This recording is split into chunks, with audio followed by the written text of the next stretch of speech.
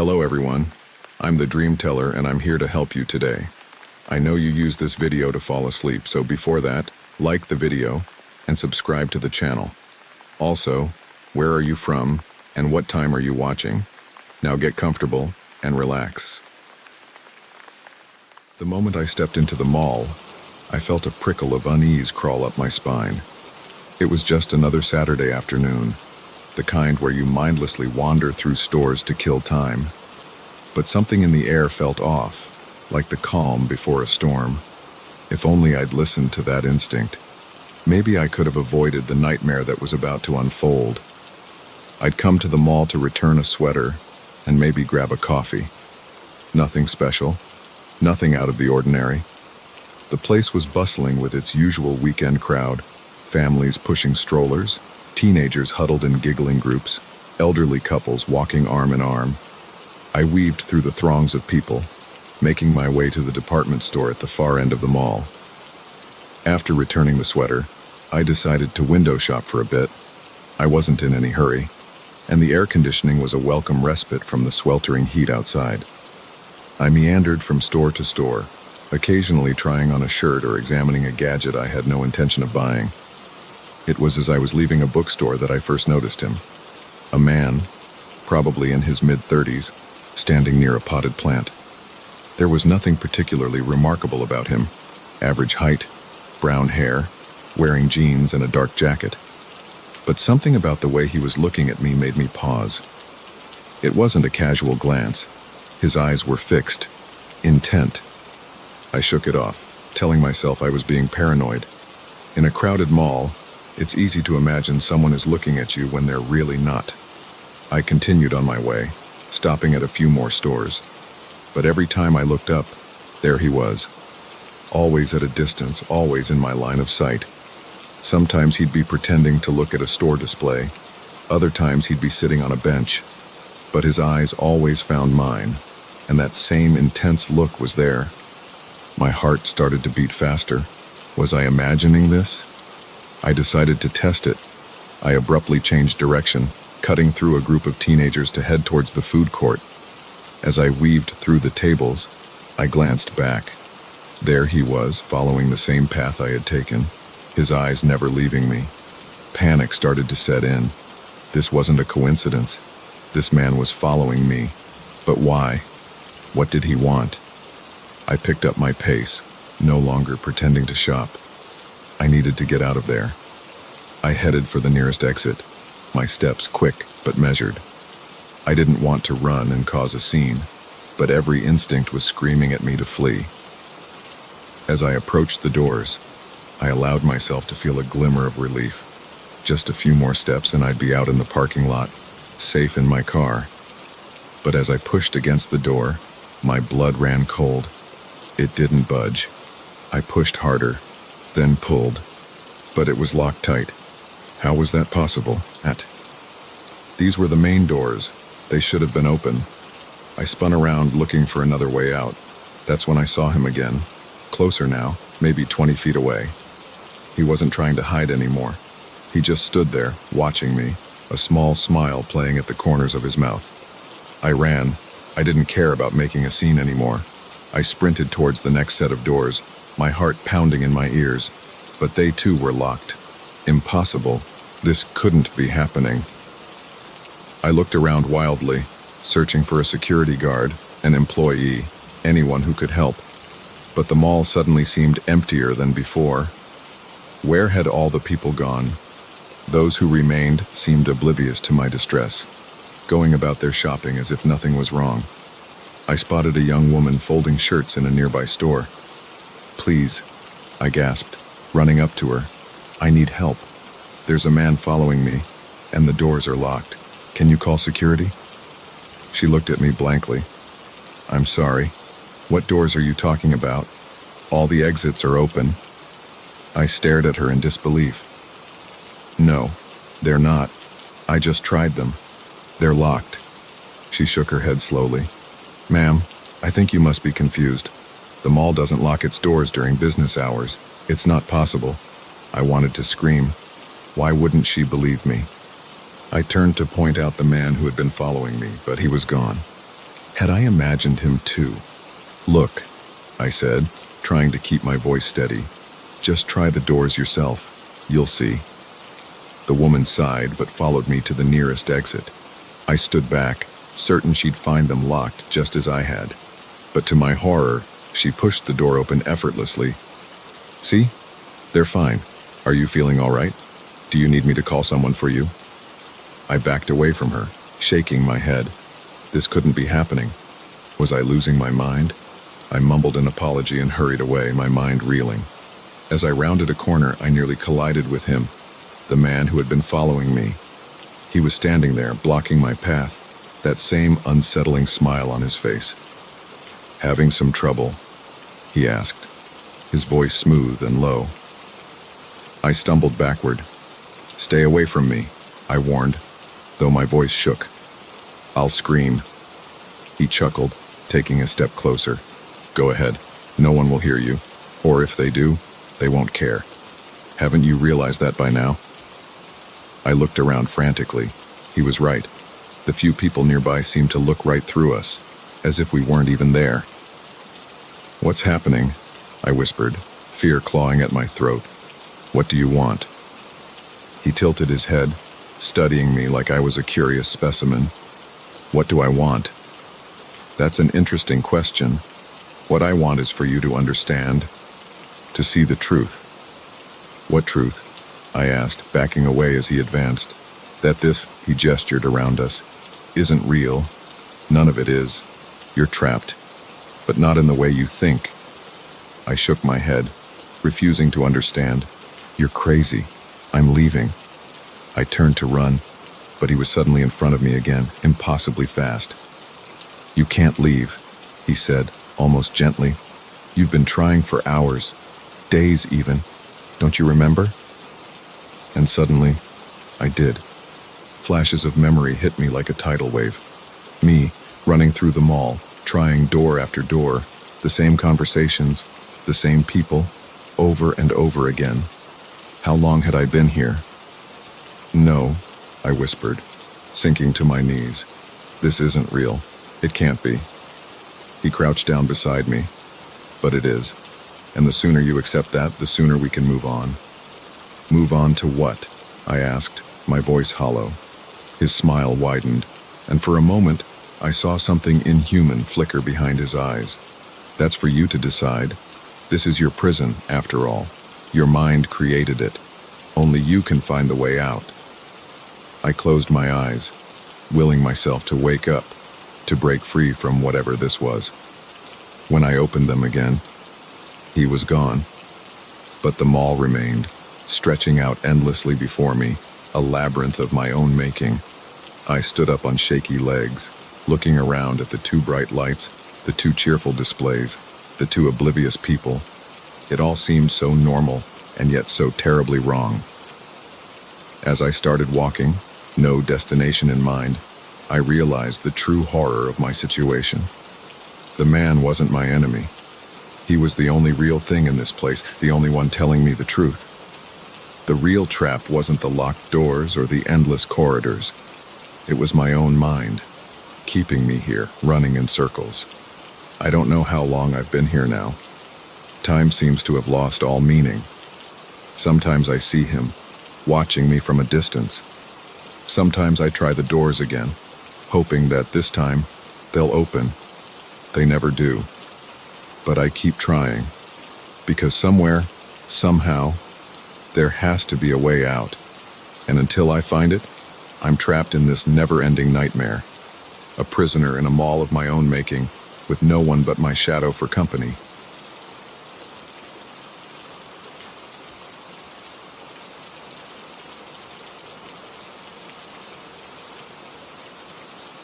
The beam of my headlights carved through the darkness, illuminating a scene that made my blood run cold. There, in the middle of the desolate forest road, was a makeshift barricade, a jumble of logs, branches, and rocks haphazardly strewn across the asphalt. In that moment, as my tires screeched to a halt, I knew my quiet night drive had just taken a sinister turn. I'd been on the road for hours, making my way back from a weekend camping trip in the mountains. It was well past midnight, and the forest pressed in on both sides of the narrow road, a wall of impenetrable blackness beyond the reach of my headlights. I hadn't seen another car for miles. As I sat there, engine idling, I weighed my options. The smart thing would be to turn around, to find another route home. But the road was narrow, with steep embankments on either side. Attempting a U-turn in the dark seemed risky. Plus, I was low on gas. The next town was at least 30 miles ahead, and I wasn't sure I had enough fuel to backtrack to the last one I'd passed. I took a deep breath, trying to calm my racing heart. Maybe it wasn't as bad as it looked. Perhaps a storm had blown some debris onto the road. It wouldn't be the first time I'd encountered something like this in these remote areas. Grabbing my flashlight from the glove compartment, I stepped out of the car. The forest was eerily quiet, save for the low rumble of my engine and the crunch of gravel under my boots. The air was crisp, carrying the scent of pine and damp earth. As I approached the barricade, the beam of my flashlight danced over the obstruction. It was worse up close. The logs were massive, far too heavy for me to move on my own. Smaller branches and rocks filled the gaps between them, creating a nearly impassable barrier. I circled the pile, looking for any way I might be able to clear a path. That's when I saw them. Footprints in the soft earth at the edge of the road. My breath caught in my throat. They were fresh, the edges still crisp and defined. I swung my flashlight towards the tree line, half expecting to see someone or something staring back at me. But there was only darkness, the dense foliage swallowing up the light. A twig snapped somewhere in the forest, and I nearly jumped out of my skin. "Hello?" I called out, my voice sounding thin and scared in the vast silence. "Is anyone there?" No response, just the whisper of wind through the trees and the frantic beating of my own heart. I turned back to my car, walking faster now. I needed to get out of here, barricade or not. Staying put no longer felt like an option. As I reached for the door handle, a flicker of movement caught my eye. There, just at the edge of my headlights, reach, I saw a shadow dart between the trees. Panic surged through me. I yanked the door open and practically threw myself inside, fumbling with the keys. The engine roared to life, and I threw the car into reverse, tires spinning on the loose gravel. In my rearview mirror, I saw more movement, shapes emerging from the forest, dark silhouettes against the deeper blackness of the woods. They were coming towards the road, towards me. I didn't wait to see more. I gunned the engine, the car fishtailing as I executed a clumsy three-point turn. Branches scraped against the sides of my vehicle, but I didn't care. I just needed to get away. As I straightened out and started to accelerate, my headlights swept across the road behind me. For a split second, I caught a glimpse of figures standing in the middle of the path. 3 or 4 of them, stock still, watching my retreat. Then they were gone, swallowed up by the night as I sped away. My hands were shaking on the steering wheel, my breath coming in ragged gasps. What had I just seen? Who were those people? And what did they want? My mind raced with possibilities, each more terrifying than the last. I drove for what felt like hours, taking random turns whenever I came to a fork in the road. I didn't care where I was going as long as it was away from that barricade and the shadows that lurked behind it. Eventually, the trees began to thin, and I found myself on a wider, better maintained road. Signs of civilization appeared, a gas station, then a few scattered houses. When I finally rolled into a small town, the first hints of dawn were starting to lighten the eastern sky. I pulled into the parking lot of a 24-hour diner, killing the engine, but not getting out of the car. Now that the immediate danger had passed, doubt began to creep in. Had I overreacted? Maybe those shapes I'd seen were just deer or other wildlife.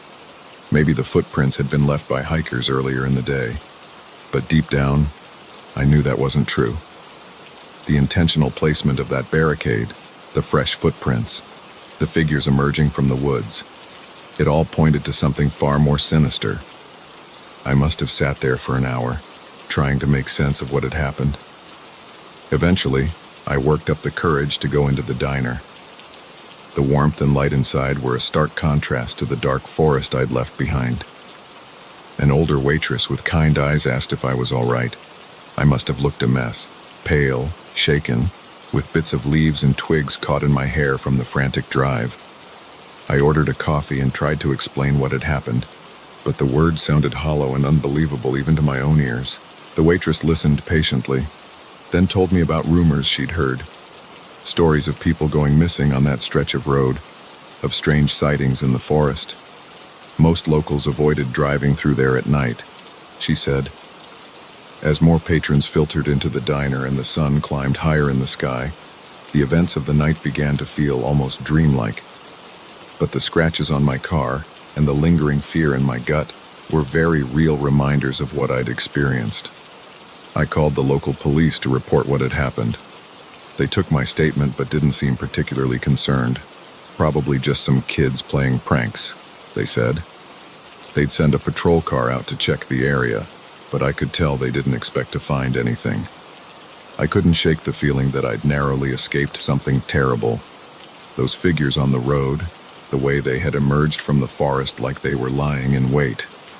It was clear their intentions weren't friendly. As I finally pulled out of the diner parking lot to continue my journey home, I couldn't stop thinking about what might have happened if I'd tried to clear that barricade. Would those shadowy figures have surrounded me? Would I have become another mysterious disappearance? Another story for locals to whisper about? I took the long way home, sticking to main roads and well-lit areas. I kept checking my rearview mirror, half expecting to see a dark car following me. But there was nothing, just the normal flow of daytime traffic. It's been weeks since that night, and I still haven't fully processed what happened. I've scoured local news sites and online forums, looking for any similar stories or reports of strange occurrences in that area. I've found a few vague accounts that echo parts of my experience, but nothing concrete. Sometimes, late at night, I find myself reliving those terrifying moments. The crunch of gravel under my feet as I approach the barricade, the flicker of movement in the tree line, the shadowy figures emerging from the darkness. I wake up in a cold sweat, the phantom sound of twigs snapping in my ears. I don't drive on remote forest roads anymore, especially not at night. The incident has left me with a deep-seated fear of dark, enclosed spaces, and a lingering sense of vulnerability. I can't shake the feeling that I glimpsed something that night, something that wasn't meant to be seen. Whatever was waiting for me on that lonely stretch of road, I'm certain of one thing: it wasn't human, at least not in any way that matters. And I can't help but wonder how many others have encountered that barricade, those footprints, those shadowy figures. How many weren't as lucky as I was? The forest holds its secrets close, and some things are better left undiscovered. But on quiet nights, when the wind whispers through the trees, I find myself thinking about those dark figures. And I wonder if, somewhere out there in the vast wilderness, they're thinking about me too.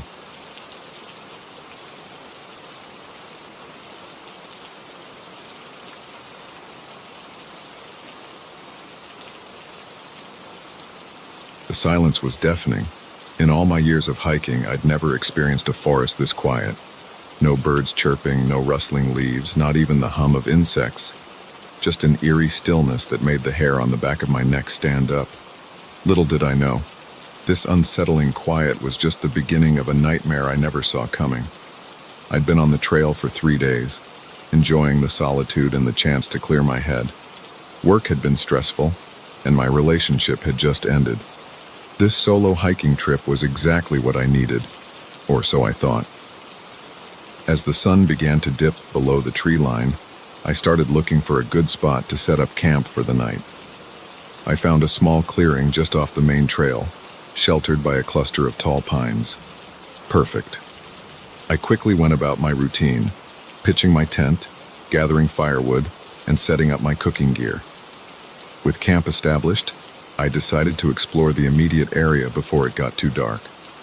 That's when I first noticed it, a small pile of rocks stacked neatly at the edge of the clearing. It wasn't unusual to see cairns on hiking trails, but this one seemed out of place. I didn't remember seeing it when I first entered the clearing. I shrugged it off, chalking it up to my tired mind playing tricks on me. I'd been hiking all day, after all. I returned to my campsite, cooked a simple dinner, and settled in for the night. Sleep came easily after a long day on the trail, but sometime in the middle of the night, I jolted awake. Something had woken me, but I couldn't pinpoint what. I lay still, listening intently. That's when I heard it, the soft crunch of footsteps on leaves, circling my tent. My heart began to race. I told myself it was probably just an animal, a deer maybe, or a raccoon looking for food. But deep down, I knew better. The footsteps were too deliberate, too rhythmic to be an animal. I reached for my flashlight, my hand trembling. Should I call out? Should I unzip the tent and look? The footsteps continued their slow, methodical circuit around my campsite. Gathering my courage, I spoke, my voice sounding thin and weak in the darkness. "Hello? Is someone there?" The footsteps stopped abruptly. The silence that followed was somehow even more terrifying than the sound had been. I held my breath, straining my ears for any noise, any indication of what was out there. After what felt like an eternity, I heard the footsteps again, this time moving away from my tent and fading into the distance. I let out a shaky breath, realizing I'd been clutching my flashlight so tightly my hand hurt. I didn't sleep for the rest of the night. I lay there, every muscle tense, jumping at every little sound. When the first light of dawn finally began to filter through the walls of my tent, I felt a wave of relief wash over me. I'd made it through the night. As soon as it was light enough, I unzipped my tent and stepped outside, half expecting to see some sign of my nocturnal visitor, but everything looked normal. My backpack was where I'd left it. Nothing seemed disturbed. Then I saw it, and my blood ran cold. There, at the edge of my campsite, was another pile of rocks. This one was larger than the first. The stones balanced precariously on top of each other. I knew with absolute certainty that it hadn't been there the night before. My mind raced. Who had built it? When? Was it the same person who had been walking around my tent in the night? I approached the cairn cautiously, as if it might suddenly come to life. Up close, I could see that some of the rocks had strange markings on them, symbols I didn't recognize scratched into the surface. I backed away, my heart pounding. Something was very wrong here. I needed to leave, to get back to the main trail and civilization as quickly as possible. I turned back to my tent, intent on packing up and getting out of there. That's when I saw the third cairn. It was on the opposite side of my campsite, mirroring the position of the second one. I froze, my eyes darting around the clearing. How had I not noticed it before? Had it just appeared? The thought made me dizzy with fear. I rushed to break down my camp, my hands shaking so badly I could barely manage the tent poles. Every few seconds, I'd glance up, half expecting to see more rock piles appearing around me. The forest that had seemed so peaceful just yesterday now felt oppressive and threatening. As I stuffed the last of my gear into my backpack, a twig snapped somewhere behind me. I whirled around, my heart in my throat. There, just inside the tree line, I caught a glimpse of movement. A figure, dark and indistinct, ducking behind a tree. "Who's there?" I called out, trying to keep the tremor out of my voice. No response, just the unnatural silence of the forest pressing in around me. I shouldered my pack, no longer caring if I'd forgotten anything. I just needed to get out of there. As I turned to leave, my foot kicked something. I looked down and felt the bottom drop out of my stomach. There, half buried in the leaves, was a small rock with the same strange symbols etched into its surface. I ran. I didn't care about following the trail or pacing myself. Pure adrenaline and fear propelled me forward, crashing through underbrush and leaping over fallen logs. I could hear movement in the forest around me, catching occasional glimpses of shadowy figures flitting between the trees. Were they chasing me? Hurting me? I couldn't tell, and I didn't want to find out. I don't know how long I ran. Time seemed to lose all meaning as I fled through the woods. My lungs burned, my legs ached, but I didn't dare stop. Finally, mercifully, I burst out of the tree line and onto a paved road. I nearly cried with relief at the sight of it. A car was approaching. I waved my arms frantically, probably looking like a madman. The car slowed, and an older couple peered at me with concern. I babbled out my story, the rock piles, the footsteps, the shadowy figures. They exchanged a look I couldn't quite read, but they let me into their car and drove me to the nearest town. I went to the police, but I could tell they didn't really believe me. They took my statement, said they'd look into it, but I could see the skepticism in their eyes. I couldn't blame them. It sounded crazy even to my own ears. I never went back to those woods. I couldn't bring myself to, even when the police said they'd found nothing unusual in the area I'd described. Sometimes, late at night, I still wake up in a cold sweat, remembering the sound of those footsteps circling my tent, and every time I see a pile of rocks, no matter how innocuous, I can't help but shudder. I don't know what happened in those woods. I don't know who or what was out there. But I do know one thing. Sometimes, the wilderness holds secrets darker and more terrifying than we can imagine, and sometimes, it's better not to go looking for answers.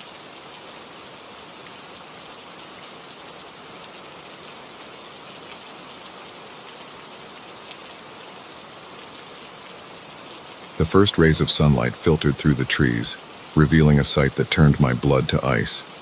There, etched into the dirt just inches from where I'd been sleeping, was a crude symbol I'd never seen before. In that moment, as the realization dawned that someone, or something, had been in my campsite while I slept, I knew my solitary hiking trip had taken a terrifying turn. I'd set out on this adventure 3 days ago, eager to escape the chaos of city life and find some peace in the wilderness. The trail I'd chosen was remote, winding through dense forests and along crystal-clear streams. I'd seen more wildlife than people, which was exactly what I'd wanted. The first 2 nights had been uneventful. I'd fallen into a comfortable routine, hiking during the day, setting up camp in the evening, and falling asleep to the soothing sounds of nature. But as I stared at that symbol, my sense of tranquility shattered like glass. My hands shook as I fumbled for my camera, snapping a quick picture of the marking. It was a circle with a jagged line running through it, carved deep into the soil. The edges were crisp, the dirt still damp. This was fresh. I scrambled out of my tent, my eyes darting around the campsite. Everything else seemed untouched. My backpack was where I'd left it, propped against a tree. The remains of last night's fire were undisturbed, but the feeling of violation, of intrusion, hung heavy in the air. As I circled my tent, I noticed something else that made my heart skip a beat. Footprints. They weren't mine. The tread pattern was all wrong, and they were larger. They appeared from the edge of the clearing, circled my tent, and then disappeared back into the underbrush. I tried to rationalize it. Maybe another hiker had stumbled upon my camp in the night, decided not to disturb me, and left. But why the symbol? And why no other signs of their presence? My mind raced with possibilities, each more unsettling than the last. I thought about the stories I'd heard, tales of strange cults operating in remote areas, of people going missing in national parks. I'd always dismissed them as urban legends, but standing there, staring at that eerie symbol, those stories suddenly felt all too real. I needed to leave, now. I started packing up my gear, my movements frantic and clumsy. Every rustle of leaves, every snapping twig made me flinch. I felt exposed, vulnerable. The forest that had seemed so welcoming just yesterday now felt oppressive and threatening. As I was rolling up my sleeping bag, I heard it, a whisper, so faint I almost thought I'd imagined it. But then it came again, clearer this time. Words in a language I didn't recognize, coming from the trees behind me. I froze, my breath catching in my throat. Slowly I turned around. At first I saw nothing but the dense foliage. Then, a movement caught my eye. Something shifted in the shadows, just beyond the clearing. I squinted, trying to make out what it was. For a split second, I saw a face, pale, with dark, sunken eyes that seemed to bore into my soul. Then it was gone, melting back into the darkness of the forest. Panic overtook me. I abandoned the rest of my packing, grabbing only my backpack and water bottle. I had to get out of there. I didn't even bother trying to find the trail. I just ran, crashing through the underbrush, branches whipping at my face and arms. I could hear movement behind me, the sound of pursuit. Whispers echoed through the trees, sometimes sounding like they were right next to me, other times distant. I didn't look back. I couldn't. I was terrified of what I might see. I don't know how long I ran. Time lost all meaning as pure adrenaline and fear propelled me forward. My lungs burned, my legs ached, but I didn't dare stop. Eventually, I burst out of the tree line and onto a dirt road. I nearly cried with relief at the sight of it. A pickup truck was approaching. I waved my arms frantically, probably looking like a madman. The truck slowed, and an older man leaned out the window, eyeing me warily. "You all right, son?" he asked, taking in my disheveled appearance and wild eyes. I babbled out my story, the symbol, the footprints, the whispers in the woods. The man's expression shifted from concern to something like understanding. "Get in," he said, unlocking the passenger door. "You're not the first to come out of those woods with a story like that." As we drove, he told me about the local legends, stories of an ancient cult that still practiced in the deep woods, of hikers and campers who ventured too far off the beaten path and were never seen again. He'd never believed them himself, he said, but he'd lived in the area long enough to know there was something out there that defied explanation. We reached the nearest town, and the man dropped me off at the local police station. The officers took my statement, but I could see the skepticism in their eyes. They said they'd look into it, but I knew they wouldn't find anything. Whatever had been out there in those woods, it wasn't something that would leave evidence for the authorities to find. I gave them the memory card from my camera, with the picture of the symbol. They said they'd run it through their database, see if it matched any known cult activity, but somehow, I knew it wouldn't. This was something older, something that predated our modern understanding of the world. I spent that night in a motel, jumping at every sound, unable to shake the feeling that I was being watched. In the morning, I bought a bus ticket back to the city. I couldn't bear the thought of getting back in a car and driving through those forests again. As the bus pulled away from the small town, I watched the tree line recede in the distance. A part of me felt relief, but another part felt like I was running away from something unfinished, like whatever was out there in those woods wasn't done with me yet. In the weeks that followed, I tried to put the experience behind me. I threw myself into work, spent time with friends, did everything I could to forget about that symbol in the dirt and the whispers in the trees. But it haunted me. In my dreams, I found myself back in that clearing, surrounded by pale faces with dark, empty eyes, their whispers growing louder until they became a deafening roar. I researched obsessively, looking for any information about cults or strange occurrences in that area. I found a few vague stories, accounts from other hikers who'd had unsettling experiences in those woods, but nothing concrete, nothing that fully explained what I'd encountered. The police never found anything. They said they'd done a sweep of the area but found no evidence of any camp or cult activity. The symbol I'd photographed didn't match any known group. Eventually, they closed the case, chalking it up to an overactive imagination or maybe a prank by local kids. But I know what I saw, what I heard, what I felt. There's something out there in those woods, something ancient and unknowable. And sometimes, late at night, when the world is quiet, I swear I can still hear those whispers, calling me back to the forest. I don't go hiking anymore. The thought of being alone in the wilderness fills me with a deep, primal fear. But a part of me knows that one day, I'll have to go back, to face whatever it was that left that symbol, to uncover the truth behind those whispers in the dark. Until then, I live with the knowledge that there are things in this world that defy explanation, forces that lurk just beyond the edge of civilization. And I wonder how many others have encountered them, have seen the symbols and heard the whispers, but were never able to tell their stories. The wilderness holds secrets, ancient and terrible. And sometimes, when we venture into the unknown, we stumble upon truths that were never meant to be discovered. My encounter in those woods changed me forever, leaving me with a lingering sense of unease and a desperate need to understand. But some mysteries, I've come to realize, are better left unsolved.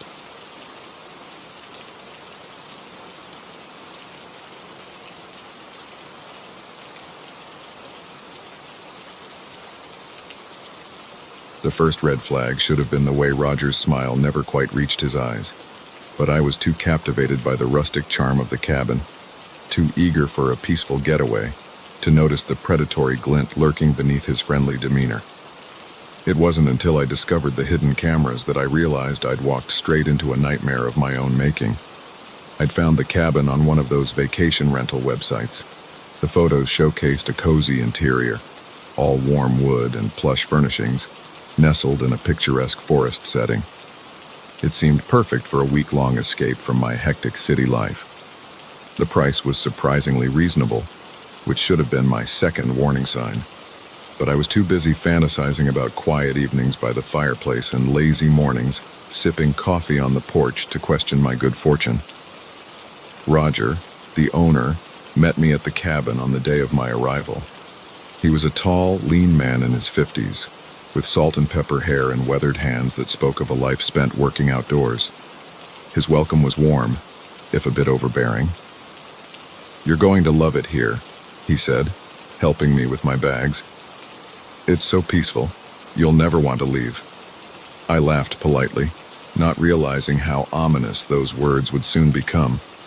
Roger gave me a tour of the cabin, pointing out the amenities and quirks of the old building. He was particularly insistent about showing me the impressive security system. "Can't be too careful out here in the woods," he said with a wink. "But don't worry, you're safe as houses." I nodded, appreciating his concern for my safety. If only I'd known then that the real danger was already inside the cabin with me. After Roger left, I spent the rest of the day settling in. I unpacked, explored the nearby trails, and ended the evening with a glass of wine on the porch, watching the sunset paint the sky in brilliant oranges and pinks.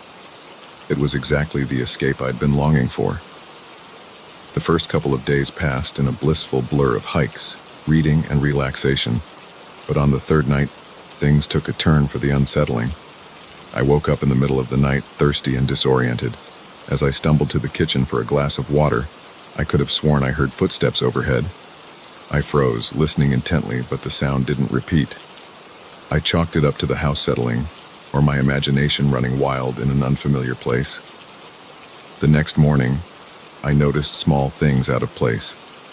A book I was sure I'd left on the coffee table was now on the shelf. The throw blanket on the couch was folded differently. Nothing major, nothing I could definitively say wasn't my own doing, but enough to plant a seed of unease in my mind. That afternoon, Roger showed up unannounced, claiming he was just checking in to make sure everything was to my liking. His visit felt invasive, his questions too personal. He wanted to know about my job, my family, whether I was seeing anyone. I answered vaguely, trying to be polite while maintaining some boundaries. As he was leaving, he paused at the door.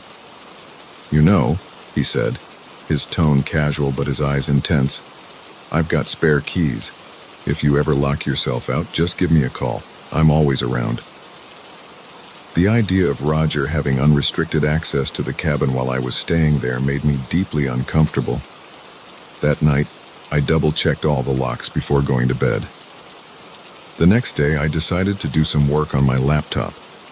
As I was setting up at the dining table, I noticed a small black dot in the corner of the ceiling. At first, I thought it was just a spot on the wood, but something about it nagged at me. I grabbed a chair to take a closer look, and my blood ran cold. It was a camera, tiny and well hidden. but unmistakably there. My heart racing, I began a frantic search of the cabin. I found another camera above the front door, one in the kitchen, and to my horror, one in the bedroom, positioned right above the bed. The realization that I had been watched, that my most private moments had been invaded, made me physically ill. I sat on the couch, shaking, trying to process what I'd discovered. Who had put the cameras there? Roger was the obvious suspect, but I couldn't be sure. And what should I do now? Call the police. But I was miles from anywhere, and who knew how long it would take them to arrive?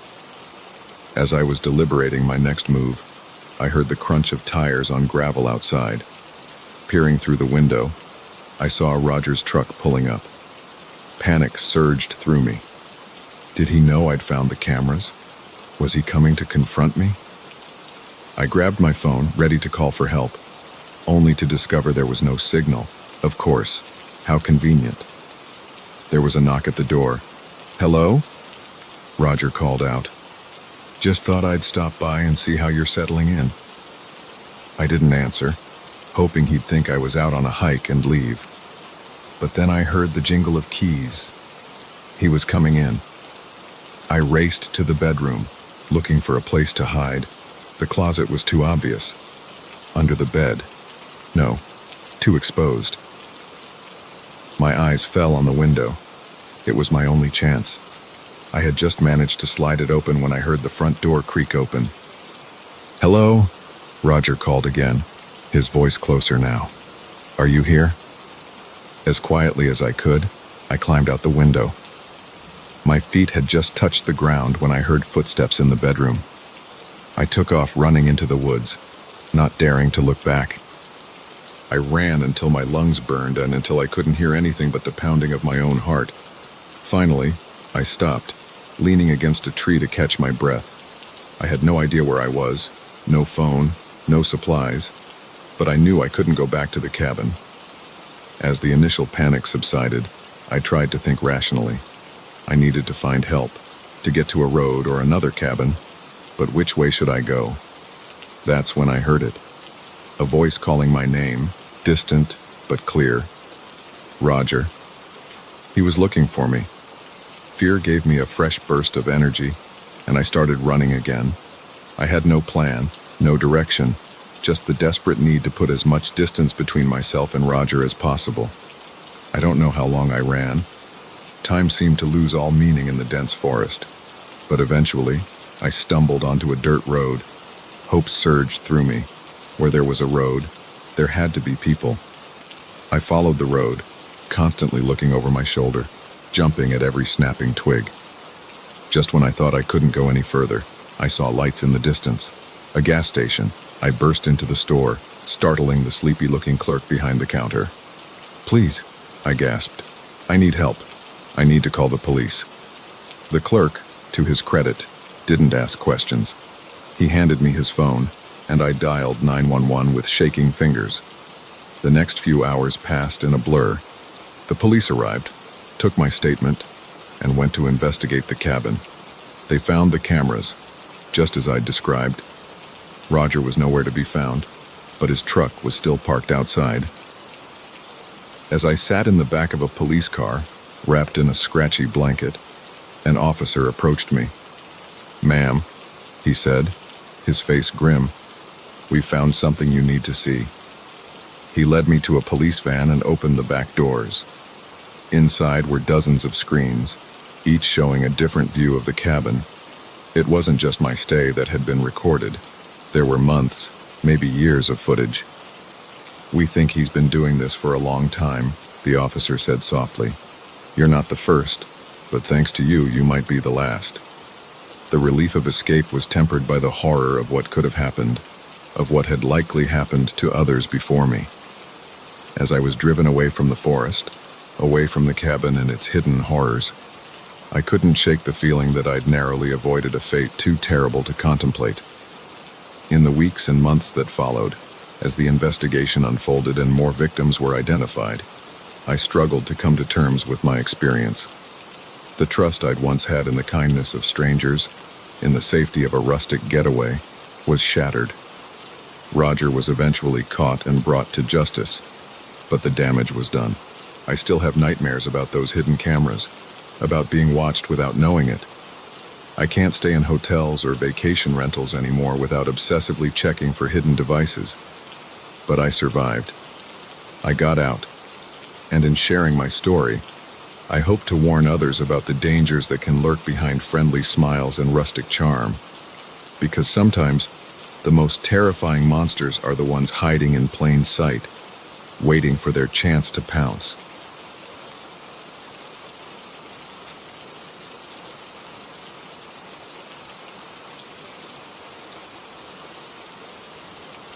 The moment I realized we were lost, a chill ran down my spine that had nothing to do with the cooling evening air. The dense forest that had seemed so inviting just hours ago now loomed ominously around us, and the friendly faces of our impromptu guides had taken on a sinister cast. As the sun dipped below the tree line, I couldn't shake the feeling that we'd made a terrible mistake in trusting these strangers. It had started innocently enough. My best friend Emily and I had been planning this hiking trip for months. We'd mapped out a route through a beautiful, if remote, stretch of wilderness, packed our gear meticulously, and set out early that morning with high spirits and a sense of adventure. The first few hours of our hike were everything we'd hoped for. The trail wound through lush forest and along babbling streams, with breathtaking vistas at every turn. We stopped often to take photos and marvel at the unspoiled beauty of nature. It was around midday when we encountered the group. 4 people, 2 men and 2 women, all in their 30s or 40s, were resting at a small clearing just off the trail. They waved as we approached, and we struck up a friendly conversation. They introduced themselves as locals who often hiked in the area. Ray, a tall man with a salt and pepper beard, seemed to be the unofficial leader of the group. He asked about our plans, nodding thoughtfully as we described our intended route. "You know," he said, a slow smile spreading across his face. "There's a spot not far from here that's even more beautiful than where you're headed. It's a bit off the main trail, but the view is absolutely worth it. Most tourists miss it entirely." Emily's eyes lit up at the suggestion. She'd always been the more adventurous one, always eager to explore off the beaten path. I, on the other hand, felt a twinge of unease. We'd planned our route carefully, and veering off course hadn't been part of the plan. But as the others chimed in, describing the hidden waterfall and the panoramic view of the valley, my reservations began to waver. They seemed so genuine in their enthusiasm, so eager to share this local secret with us. "It's not far," Ray assured us. "We'd be happy to show you the way. It'd be a shame for you to come all this way and miss the best part of the forest." Emily turned to me, her expression pleading. "Come on, it'll be fun. When are we going to get another chance like this?" Against my better judgment, I agreed. We'd come this far, after all. What harm could there be in a small detour? As we set off, following our new guides into the denser part of the forest, I tried to shake off my lingering doubts. They were just being friendly, I told myself. Locals often like to share their favorite spots with tourists. But as the hours wore on and the Carden short detour stretched into a lengthy trek, my unease returned with a vengeance. The trail had long since disappeared, and we were now pushing through thick underbrush. The friendly chatter that had filled the air earlier had dwindled to an uncomfortable silence. I checked my phone, hoping to pull up our GPS location, but there was no signal. Of course, we were miles from the nearest cell tower. "How much further?" I asked, trying to keep the worry out of my voice. Ray glanced back at me, that same slow smile on his face. "Not far now. You'll see. It'll be worth it." But something in his tone made my skin crawl. I caught Emily's eye, and for the first time, I saw a flicker of doubt cross her face too. As the light began to fade, casting long shadows through the trees, panic started to set in. We were lost, deep in unfamiliar territory, with 4 strangers who suddenly didn't seem so friendly anymore. I pulled Emily aside while the others were distracted, supposedly checking the route. "We need to get out of here," I whispered urgently. "Something's not right." She nodded, her earlier excitement replaced by fear. But how? We don't know where we are, and it's getting dark. Before I could respond, Ray approached us. "Everything okay, ladies?" he asked, his tone casual but his eyes sharp. "Actually," I said, struggling to keep my voice steady, "we're getting a bit tired.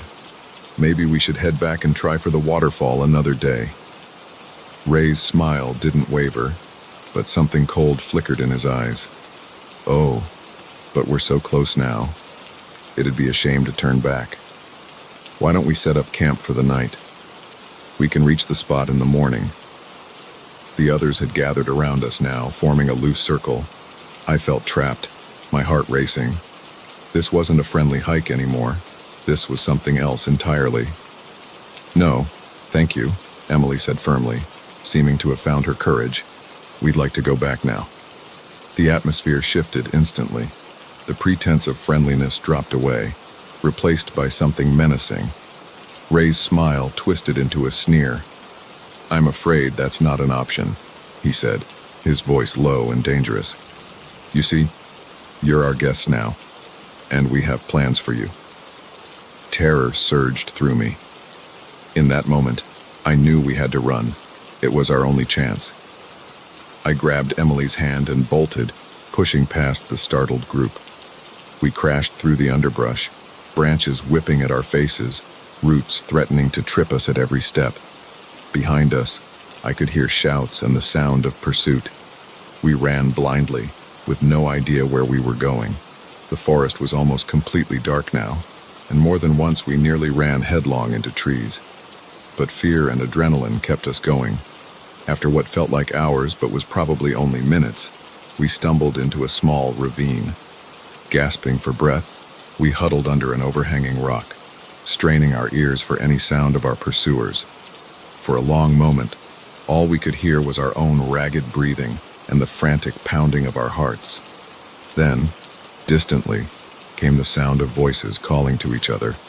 They were still looking for us. "What do we do?" Emily whispered, her voice trembling. I took a deep breath, trying to think clearly despite the panic clouding my mind. "We need to keep moving, find a road, or a town, or anything." We set off again, moving as quietly as we could while still covering ground. The darkness was almost complete now, the thick canopy overhead blocking out even the starlight. We stumbled more than walked, using our hands to feel our way forward. The voices behind us grew fainter, then louder again. They were quartering the area, methodically searching. More than once, we froze in terror as flashlight beams swept nearby, certain we were about to be discovered. I lost all sense of time.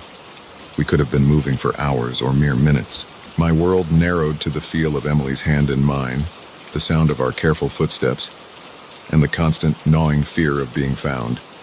Then, miraculously, we saw a light ahead. Not the roving beam of a flashlight, but a steady glow. As we drew closer, we realized it was a cabin.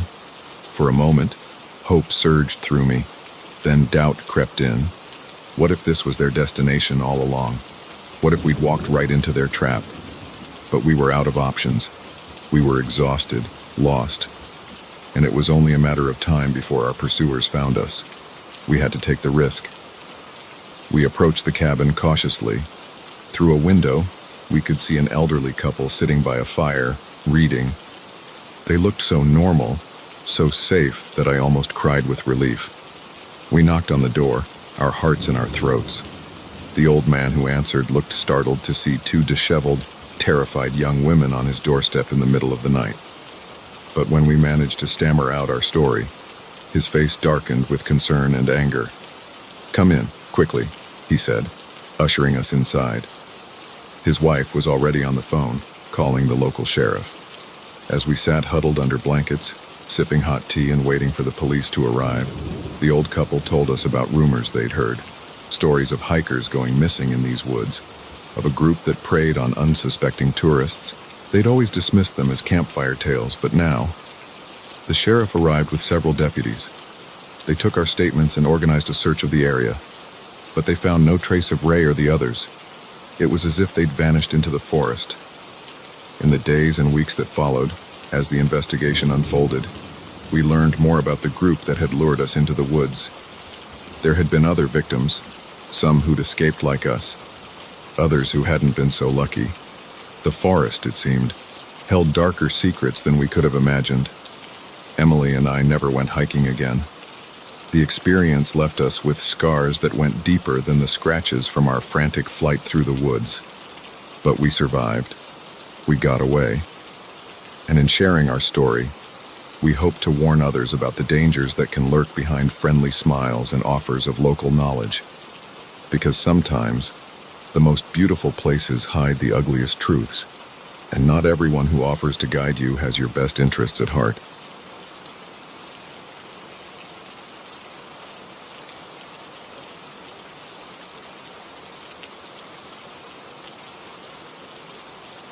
The sound of my car tires being slashed was the moment I knew this Airbnb stay had become a waking nightmare.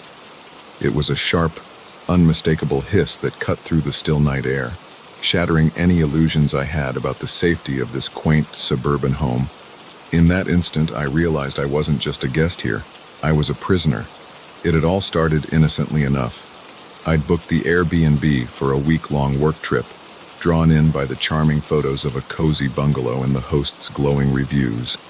Roger, the owner, had been nothing but accommodating in our messages, answering all my questions promptly and even offering to stock the fridge with some basics before my arrival. When I pulled up to the house that first evening, I was pleasantly surprised.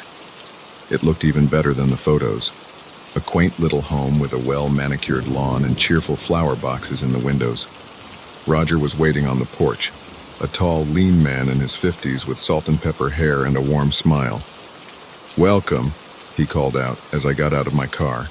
"Let me help you with those bags." He was the picture of hospitality as he showed me around the house, pointing out all the amenities and giving me tips about the neighborhood. If anything, he seemed almost too eager to please, but I chalked it up to him being an attentive host. "Now, if you need anything at all, don't hesitate to let me know," he said as he was leaving. "I live just next door, so I'm always around." I thanked him and settled in for the night, looking forward to a productive week of remote work in this peaceful setting. The first couple of days were uneventful. I'd work during the day, take walks around the neighborhood in the evening, and enjoy the quiet of the house at night. But on the third day, things started to feel off. I woke up to find the kitchen had been tidied. Dishes I'd left in the sink were cleaned and put away, the counters wiped down. At first, I thought maybe I'd done it myself and forgotten. But then I noticed other small changes. Books on the shelf rearranged. My laptop moved from where I'd left it on the coffee table to the desk in the bedroom. A chill ran down my spine as I realized someone had been in the house while I slept. I immediately thought of Roger and his eager-to-please attitude. Had he come in to tidy up without asking? The idea made me deeply uncomfortable. I decided to confront him about it. When I knocked on his door, he answered with that same warm smile. But there was something different in his eyes, a glint of something I couldn't quite place. "Roger, has anyone been in the house?" I asked, trying to keep my voice steady. I noticed some things moved around. His smile never wavered. "Oh, I hope you don't mind. I like to keep things tidy for my guests. I have a spare key, you see? I should have mentioned it." I forced a smile, but inside, my stomach was churning. "I appreciate the thought, but I'd prefer if you didn't come in without asking. Privacy and all that, you know?" Of course," he nodded, still smiling. "Won't happen again." But as I turned to leave, I caught a glimpse of his expression changing, just for a second. The warmth vanished, replaced by something cold and hard. That night, I double-checked all the locks before going to bed. I even wedged a chair under the doorknob, feeling slightly ridiculous but unable to shake my unease. The next morning, I woke to find the chair moved and the kitchen tidied again. Panic started to set in. This wasn't just an overzealous host, this was something much more sinister. I decided then and there that I needed to leave. Work be damned. I didn't feel safe here anymore. I started packing my bags, my hands shaking as I shoved clothes haphazardly into my suitcase. That's when I heard a knock at the door. "Everything all right in there?" Roger's voice called out. "I saw you moving around a lot, just wanted to check if you needed anything." My blood ran cold. How long had he been watching me? "I'm fine," I called back, trying to keep my voice steady. "Just doing some reorganizing." "All right then," he replied, but I could hear the doubt in his voice. "Let me know if you need any help." I heard his footsteps retreating, but I didn't relax. I knew I needed to get out of there, and fast.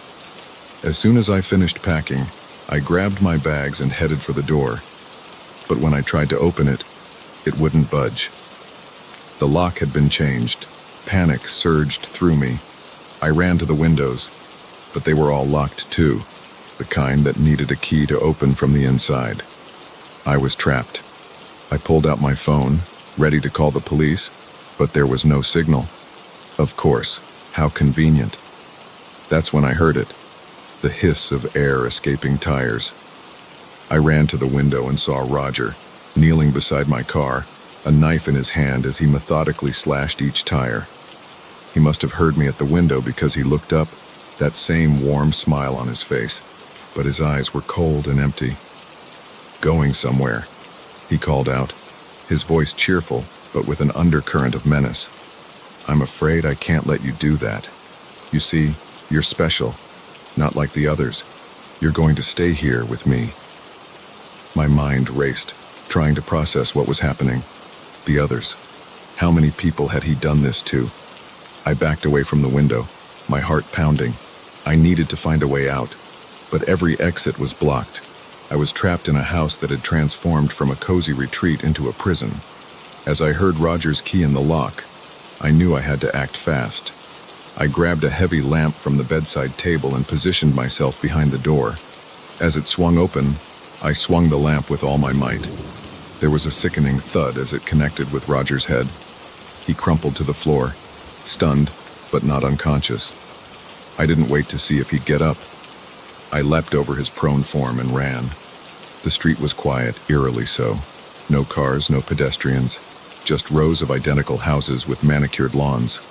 I ran, my bare feet slapping against the pavement, my lungs burning. I could hear Roger behind me shouting, "You can't leave. You're mine now. You're all mine." His words spurred me on, fear giving me a burst of speed I didn't know I possessed. I ran until the houses gave way to shops, until I saw people, normal people going about their day. I burst into the first open store I saw, gasping for breath, probably looking like a madwoman. "Please," I managed to choke out. "Call the police. Someone's after me." The store clerk, to his credit, didn't hesitate. He locked the door and called 911 while a kind-faced woman guided me to a chair and offered me water. When the police arrived, I told them everything. About Roger, about the locked doors and slashed tires, about the others he had mentioned. They listened gravely, exchanging looks I couldn't quite interpret. It wasn't until later, at the station, that I learned the full horrifying truth. Roger had been doing this for years. The house next door wasn't his. It belonged to a couple who'd been on vacation for months. There were other houses too, all Airbnbs, all traps for unsuspecting guests. They found evidence of at least a dozen victims. Some had managed to escape, like me. Others, well, the investigation was ongoing. As I sat there, wrapped in a scratchy blanket and sipping bad coffee, I couldn't stop shaking. Not just from the fear and adrenaline, but from the realization of how close I'd come to becoming another statistic, another missing person whose fate would remain a mystery. In the days and weeks that followed, as the full scope of Roger's crimes came to light, I struggled to come to terms with what had happened. The trust I'd once had in the kindness of strangers, in the safety of a home away from home, was shattered. But I survived.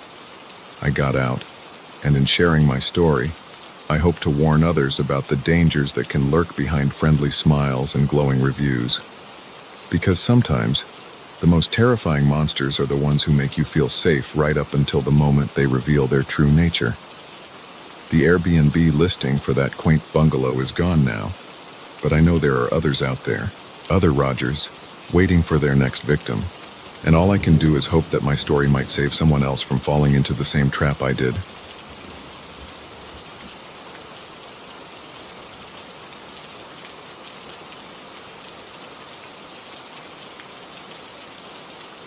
The headlights appeared in my rearview mirror like twin specters, materializing out of the inky darkness of the deserted highway. At first, I thought nothing of it, just another late-night traveler heading home. But as the miles stretched on and those lights remained fixed behind me, a creeping sense of unease began to take hold. Little did I know, this seemingly ordinary drive was about to become the most terrifying night of my life. I'd been on the road for hours, making my way back from a business trip upstate. It was well past midnight, and the highway stretched out before me, empty and endless. The monotony of the drive had lulled me into a sort of trance, my mind wandering as my hands guided the wheel on autopilot. The appearance of another car should have been a welcome break from the solitude. Instead, it set my nerves on edge. Maybe it was the lateness of the hour, or the way the car seemed to materialize out of nowhere, but something about it felt off from the start. At first, I tried to rationalize my unease. It was a highway, after all. Cars were bound to be going in the same direction for long stretches. But as I watched the headlights in my mirror, never growing closer or falling behind, always maintaining that same, precise distance, the hairs on the back of my neck began to stand up. I decided to test my theory. I eased my foot off the gas, letting my speed drop from 70 to 60. The car behind me slowed too, matching my pace exactly. My heart rate picked up.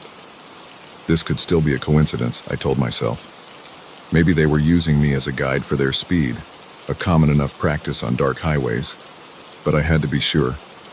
I pressed down on the accelerator, pushing my speed up to 80. The car behind me surged forward, closing the gap slightly before settling back into that same, unchanging distance. Now my palms were sweating on the steering wheel. This was no coincidence. Whoever was behind me was deliberately matching my every move.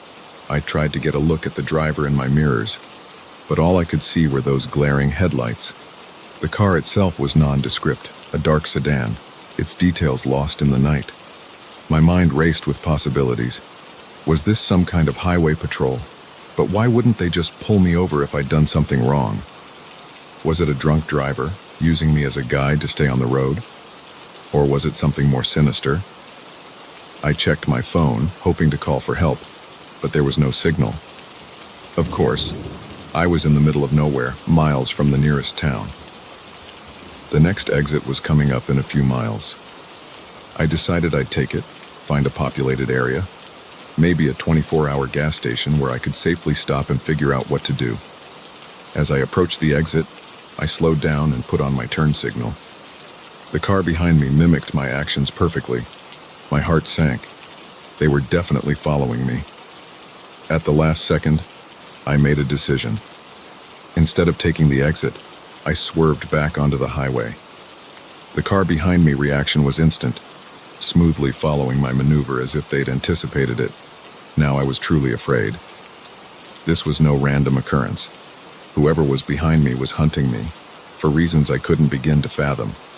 I pressed down hard on the accelerator, pushing my car to speeds I'd never dared before. The engine whined in protest as the needle climbed past 90, 100, 110. But no matter how fast I went, those headlights stayed with me, neither gaining nor losing ground. My hands were shaking on the wheel now, my breath coming in short gasps. I couldn't keep this up forever. Eventually, I'd run out of gas, or lose control on a turn. I needed another plan. Up ahead, I saw a sign for a rest area. It wasn't ideal. These places were often deserted at night. But it was my best chance. Maybe there would be other people there, or at least some lights and cameras that might deter my pursuer. I took the exit at the last possible moment, tires squealing as I swerved onto the off-ramp. For a heart-stopping moment, I thought I'd lost control, but somehow I managed to keep the car on the road. The rest area was dark and empty, just as I'd feared. A few sodium lights cast a sickly yellow glow over the parking lot, but there wasn't another soul in sight. I screeched to a stop near the main building, leapt out of my car, and ran for the door. It was locked. Of course it was locked. What rest stop stays open at 2 a.m.? I turned back to my car, ready to make another run for it, but froze in my tracks. The other car had pulled in behind me, blocking my exit. Its engine was still running, headlights blazing, but I still couldn't make out anything about the driver. For a long moment, we were at a stalemate. Me, standing exposed in the harsh glare of the headlights, and them, safely ensconced in their vehicle. My heart was pounding so hard I could feel it in my throat.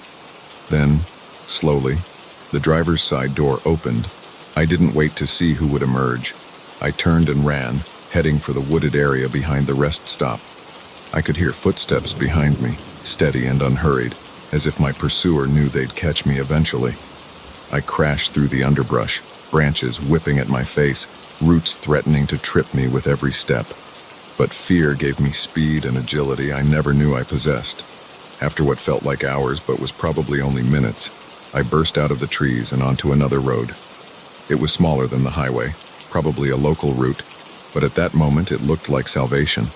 I started jogging along the shoulder, straining my ears for any sound of pursuit. All I could hear was my own ragged breathing and the frantic pounding of my heart. Then, in the distance, I heard it. The low rumble of an engine, growing steadily louder. Headlights appeared around a bend in the road, heading in my direction. For a moment, hope surged through me. Maybe this was help, a chance at rescue. But as the vehicle drew closer, that hope turned to ash in my mouth. It was the same car. Somehow, they had found me again. I dove off the road, tumbling down a small embankment and into a ditch. I lay there, barely daring to breathe, as the car slowed to a crawl above me. For what felt like an eternity, all I could hear was the idle of the engine. Then, suddenly, it revved, and the car sped away. I waited, counting to 100, then 200, before I dared to move. Slowly, I crawled up the embankment and peered over the edge. The road was empty in both directions. Exhausted, terrified, but alive, I started walking. I didn't know where I was or where I was going, but I knew I couldn't stop. Not until I found help, or until the sun came up and chased away the terrors of this endless night. It was nearly dawn when I finally stumbled into a small town. The first open place I found was a diner, just opening for the breakfast crowd. The waitress took one look at my disheveled, wild-eyed appearance and immediately called the police. I told them everything. About the car following me, the chase, the rest stop. They listened patiently, but I could see the skepticism in their eyes. Without any evidence, it all sounded like the paranoid fantasy of an overtired driver. They drove me back to the rest stop to retrieve my car. It was there, untouched, exactly where I'd left it. There was no sign that anything out of the ordinary had happened. In the harsh light of day, I almost could have believed I'd imagined it all. Almost. But the scratches on my arms from the branches, the mud on my clothes, and the bone-deep terror that still gripped me were all too real. I never found out who was in that car, or why they chased me. The police investigation turned up nothing. No other reports of similar incidents, no suspicious vehicles in the area. It was as if my pursuer had vanished into the night, leaving no trace but the fear that still haunts me. I don't drive at night anymore, especially not on lonely highways. The memory of those headlights in my rearview mirror, always there, never wavering, is enough to keep me home after dark. Because now I know that sometimes the real monsters aren't hiding under your bed or in your closet. Sometimes they're right behind you on an empty road, just waiting for their chance to strike.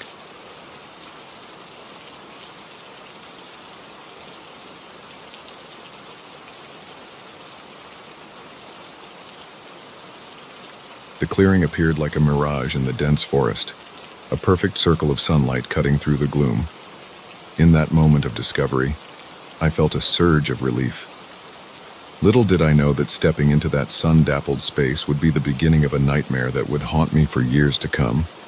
I'd been hiking for hours, having strayed from the main trail in search of a more challenging route. It was something I'd done countless times before, confident in my abilities and the reliability of my GPS. But as the day wore on and unfamiliar terrain stretched out in every direction, I had to admit an uncomfortable truth. I was lost. The realization had just begun to sink in when I stumbled upon the clearing. It was beautiful, almost otherworldly. Wildflowers dotted the lush grass, and a gentle breeze carried the sweet scent of pine. After hours of trudging through the shadowy undergrowth, it felt like I'd discovered a hidden paradise. As I stepped into the open space, I noticed a group of people gathered near the center. 4 of them, 2 men and 2 women, all casually dressed in hiking gear. They turned to look at me as I approached, and I felt a wave of relief wash over me. Finally, someone who could point me in the right direction. "Hello," I called out, raising a hand in greeting.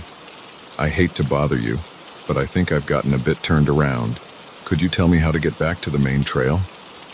The group exchanged glances, a series of unspoken communications passing between them. Then one of the men, tall with graying hair and piercing blue eyes, stepped forward. "Of course," he said, his voice warm and reassuring. "We'd be happy to help. I'm John, by the way.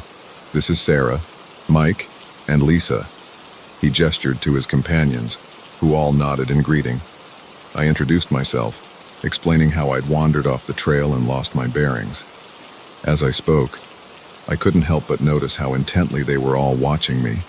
It was a bit unnerving, but I chalked it up to surprise at encountering another person in such a remote area. "You're actually quite a ways from the main trail," John said, a note of concern in his voice. "It would be dangerous for you to try to make it back on your own, especially with night coming on." I glanced at my watch, startled to realize how late it had gotten. The sun was indeed starting to dip towards the horizon, the golden light taking on an amber hue.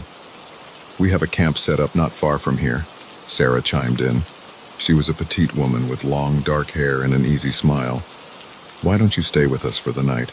We can guide you back to the trail in the morning." The offer was tempting.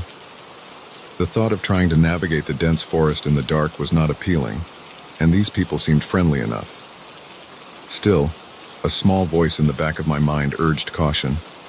I didn't know these people, after all. "That's very kind of you," I said, "but I wouldn't want to impose. If you could just point me in the right direction, I'm sure I can make it back before it gets too dark." The group exchanged another series of looks. This time, I couldn't miss the tension that passed between them. "I'm afraid we can't let you do that," Mike said. He was shorter than John, stocky with a neatly trimmed beard. His tone was friendly, but there was an undercurrent of something. Firmness? Threat? "It's not safe out there alone." A chill ran down my spine at his words. The clearing suddenly felt less like a paradise and more like a trap. "What do you mean, you can't let me?" I asked, taking an involuntary step back. "I appreciate your concern, but I'll be fine." Lisa, who had been quiet until now, moved to block my retreat. "You don't understand," she said, her voice soft but intense. "You're here for a reason. We've been waiting for you." Panic began to set in as I realized the gravity of my situation. I was alone in the middle of nowhere with 4 strangers who were now surrounding me, cutting off any escape route. "I don't know what you're talking about," I said, trying to keep my voice steady. "I just want to go back to the trail.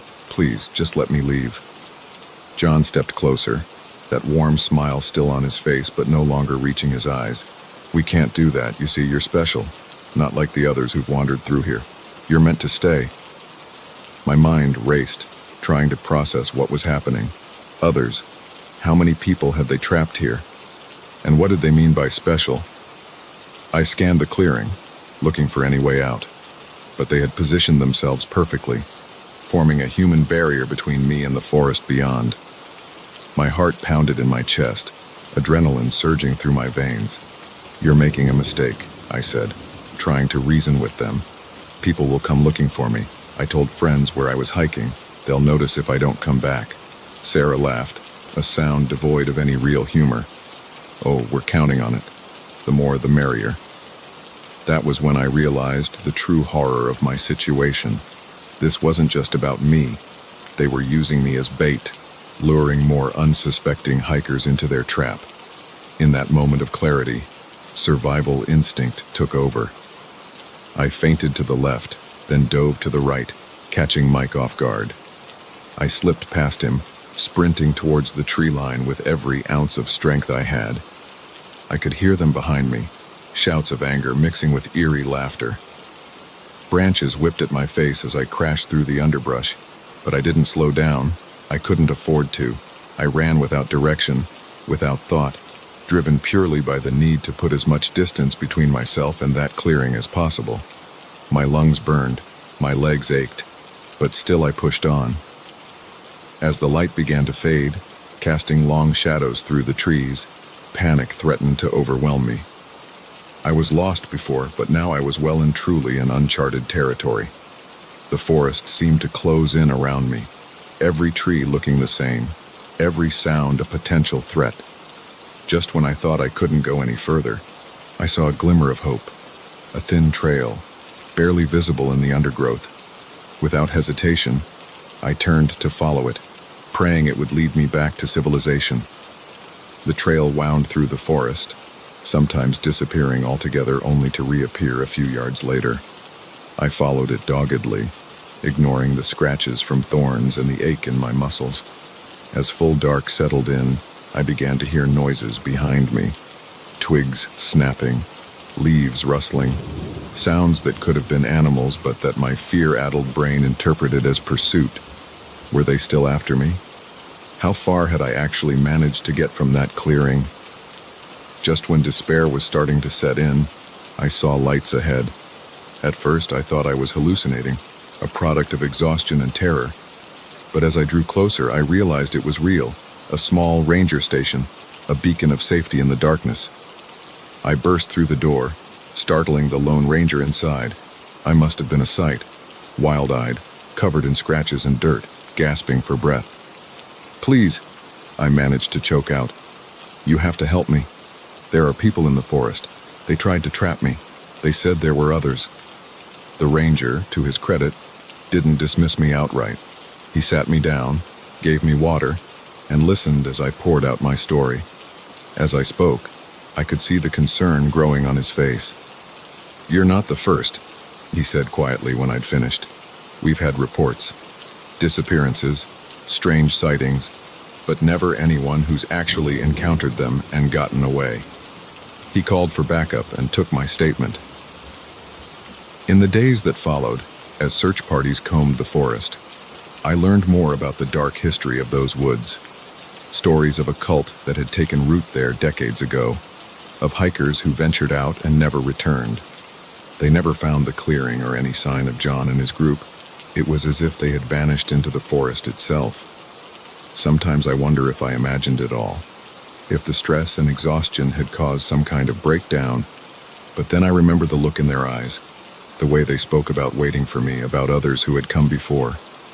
And I know, deep in my bones, that it was real, that somewhere out there, in the depths of the forest, they're still waiting, still watching, still trapping those unfortunate enough to stumble into their web. I don't go hiking anymore. The thought of the woods, once a source of joy and peace, now fills me with a primal dread. But I tell my story, hoping that it might save someone else from falling into the same trap I nearly did. Because sometimes, the real monsters aren't the ones hiding in the shadows. Sometimes, they're standing right in front of you, smiling and offering help, waiting for their chance to strike.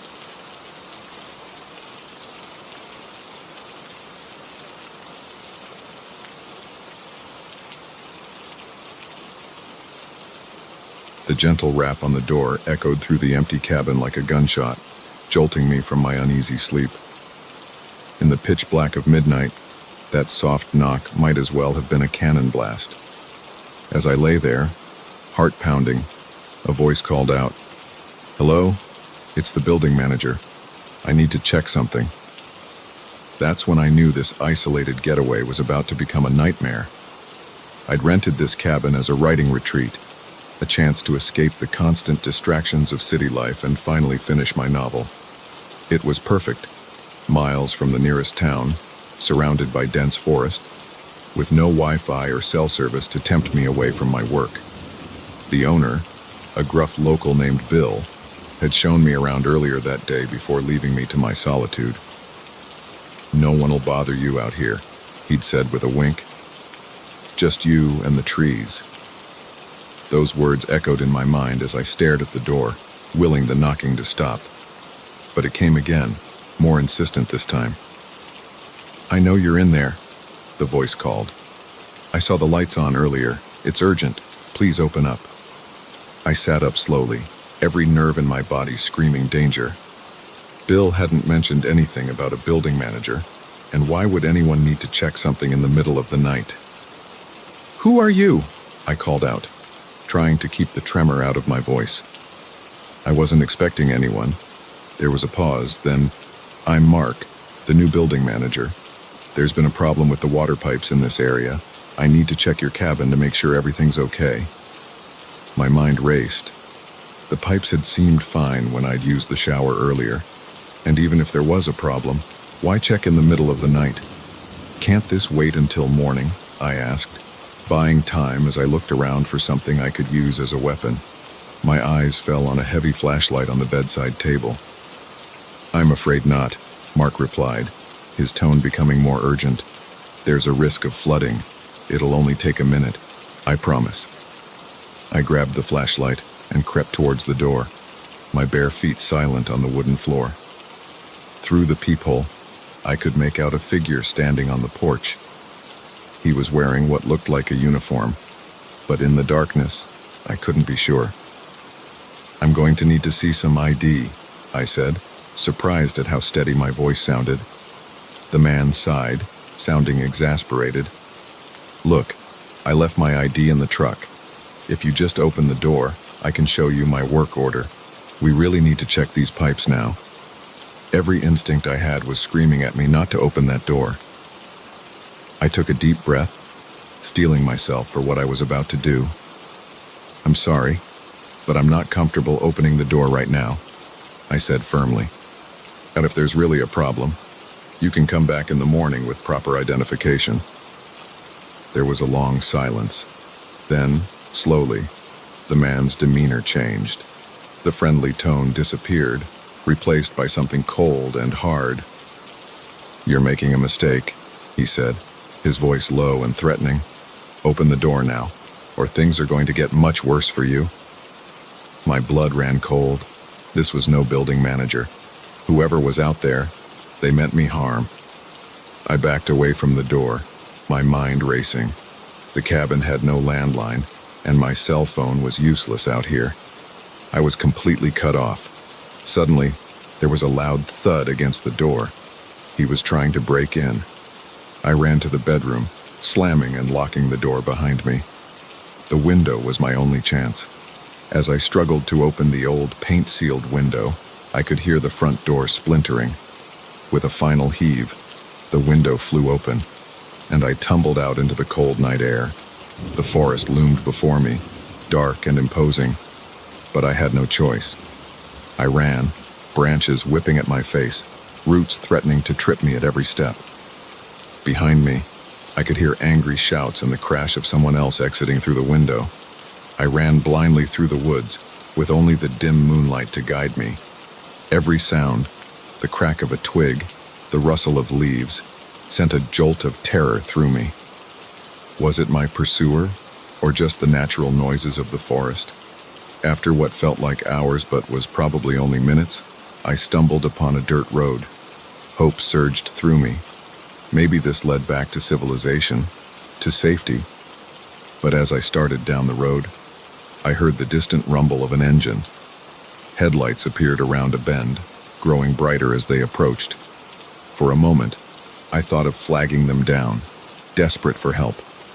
Then a horrible realization dawned on me. What if it was him? I dove off the road, hiding in a ditch as the vehicle passed. It was a truck, moving slowly, the driver clearly searching for something. For me. Once the truck had passed, I emerged from my hiding spot, shaking with fear and cold. I couldn't stay on the road, it was too exposed. But the darkness of the forest was filled with unknown dangers. As I stood there, paralyzed with indecision, a sound caught my attention, the faint rush of running water, a stream or river. Suddenly, I remembered something Bill had said during the tour of the cabin. If you follow the creek south, it'll take you straight into town. About a 5-mile hike, but it's pretty straightforward. It was a long shot, but it was the only plan I had. I plunged back into the forest, following the sound of water. The trek was grueling. The creek bed was rocky and slippery, and I was barefoot, having fled the cabin without shoes. Every step was agony, but the fear of what lay behind me pushed me forward. As the first light of dawn began to break through the trees, I finally saw signs of civilization. Houses appeared in the distance, then streets. I staggered into town, a wild-eyed, bedraggled figure that sent early morning joggers scurrying to the other side of the street. I made my way to the police station, my feet leaving bloody footprints on the clean linoleum floor. The officers listened to my story with growing concern, immediately dispatching units to the cabin, but they found nothing. No sign of forced entry, no evidence of an intruder. Even my own belongings were untouched, neatly packed as if I'd never fled in terror. The police were sympathetic but skeptical. They suggested that perhaps I'd had a vivid nightmare, or that the isolation had played tricks on my mind. Part of me wanted to believe them. It would be easier, safer, to think it had all been a bad dream. But I knew what I'd experienced. The terror had been too real, the danger too palpable to have been a figment of my imagination. In the days that followed, as I tried to make sense of what had happened, I did some research. I discovered that the area had a history of disappearances, hikers and campers who had ventured into those woods and never returned. The locals had legends of something living in the forest, something that lured in unsuspecting visitors. I never found out who Mark really was, or what he wanted. Was he a deranged local preying on isolated cabins? Part of some larger, more sinister operation? Or something else entirely? Something tied to the dark history of those woods? I don't know if I'll ever have answers, but I do know that I'll never forget the terror of that night. The feeling of being hunted through the dark forest. It's a fear that still wakes me in the middle of the night, heart pounding, half expecting to hear that soft knock at my door. I never finished my novel. The words don't come anymore, choked off by the memory of that voice in the night, demanding to be let in. Instead, I find myself writing this, a warning to others who might be tempted by the allure of isolation. Because sometimes, the most dangerous thing isn't what's out there in the darkness. Sometimes the real threat is the person who comes knocking at your door in the middle of the night, wearing a friendly smile and spinning a plausible lie. And in those moments, trusting your instincts might just save your life.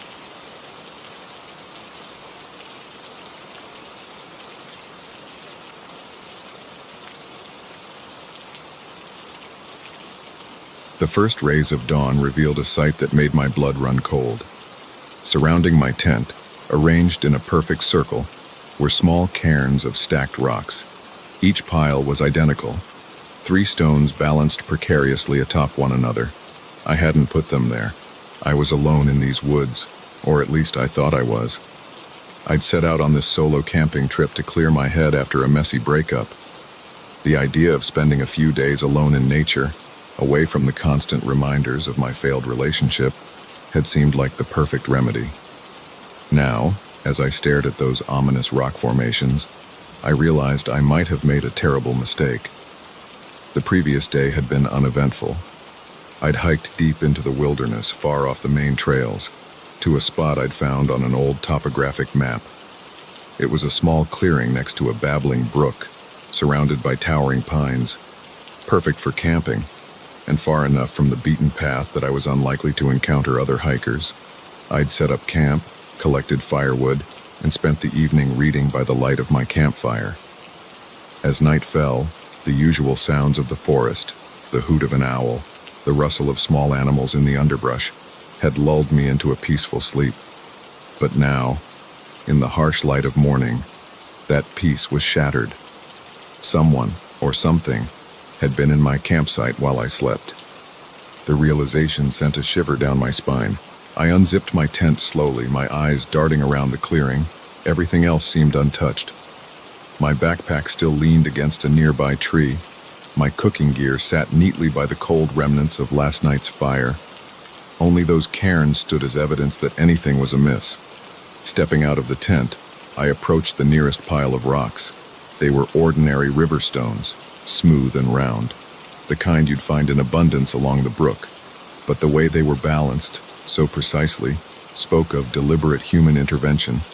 I reached out to touch one of the cairns, half expecting it to disappear like a mirage, but it was solid, real. As my fingers brushed the top stone, the entire structure collapsed with a clatter that seemed deafening in the quiet morning air. That's when I saw it. A symbol etched into the flat surface of the bottom stone.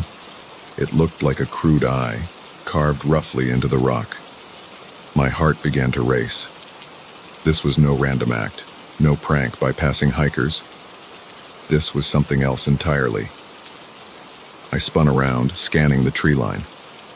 The forest seemed different now, no longer welcoming and peaceful. The shadows between the trees looked deeper, more menacing. I couldn't shake the feeling that I was being watched. "Hello?" I called out, my voice sounding thin and scared in the vast wilderness. "Is anyone there?" Only the chirping of birds and the gentle rush of the brook answered me. But the feeling of being observed didn't subside.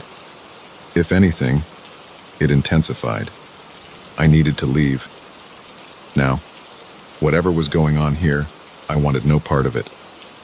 I rushed back to my tent, throwing my sleeping bag and other gear haphazardly into my backpack. My hands were shaking so badly I could barely manage the zipper. As I was rolling up my tent, movement at the edge of the clearing caught my eye. I froze, my breath catching in my throat. There, partially hidden behind a large pine, was a figure. It was too far away and too shadowed for me to make out any details, but I could clearly see that it was human-shaped and it was watching me. "Who's there?" I shouted, trying to sound braver than I felt. "What do you want?" The figure didn't respond. It didn't move. It just stood there, observing silently as I frantically packed up my camp. I considered leaving the tent, just grabbing my backpack and running. But some rational part of my brain reminded me that I was miles from anywhere. I needed my gear if I was going to make it back to civilization safely.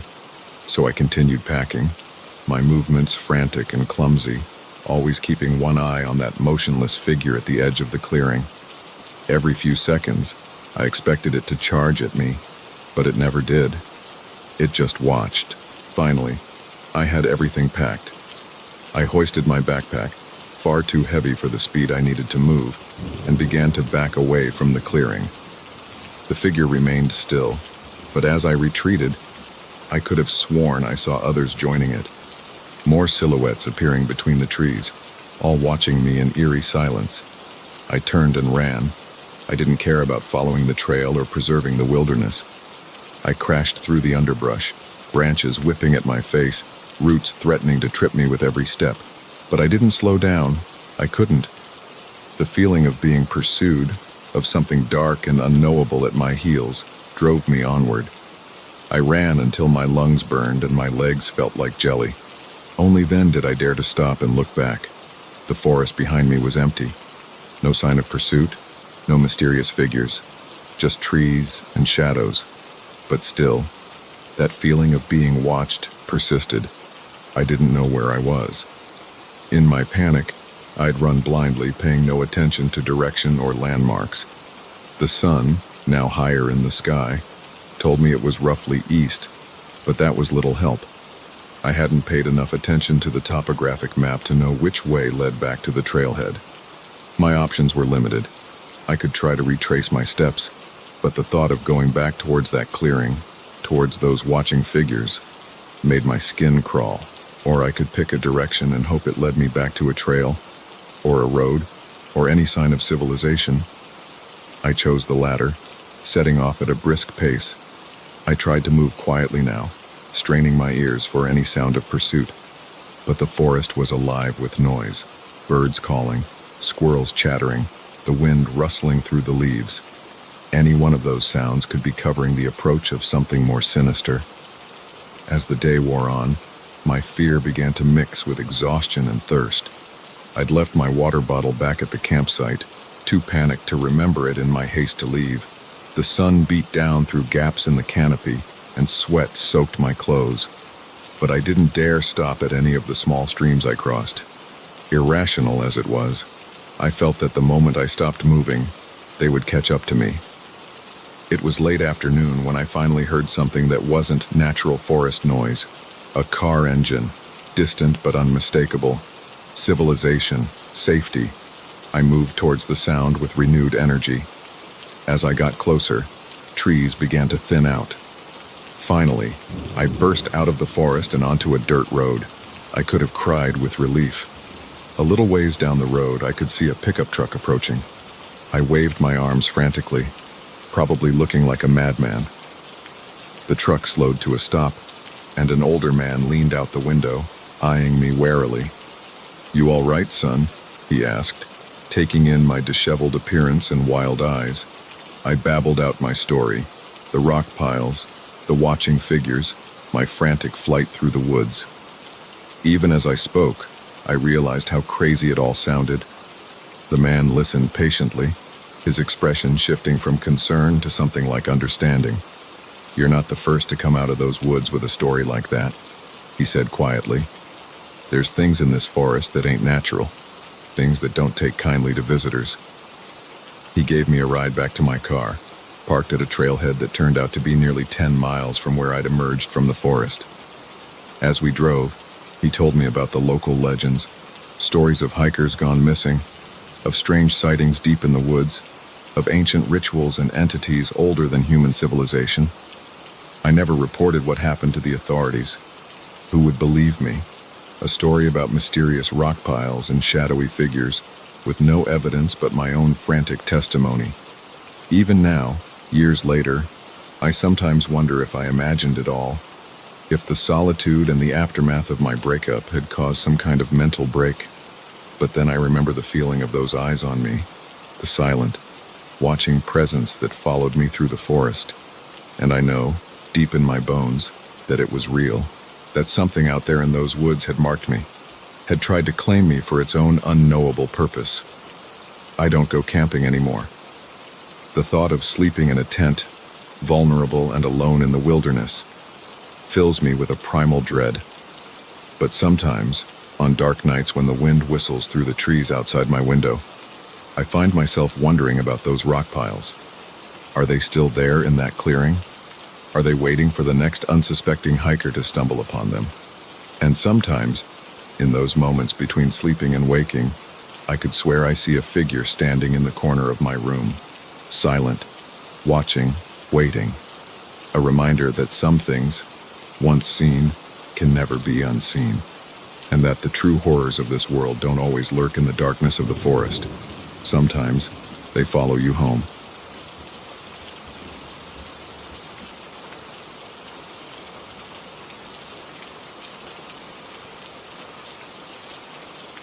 "I know where you're going," the stranger whispered, his breath hot against my ear as the plane began its descent.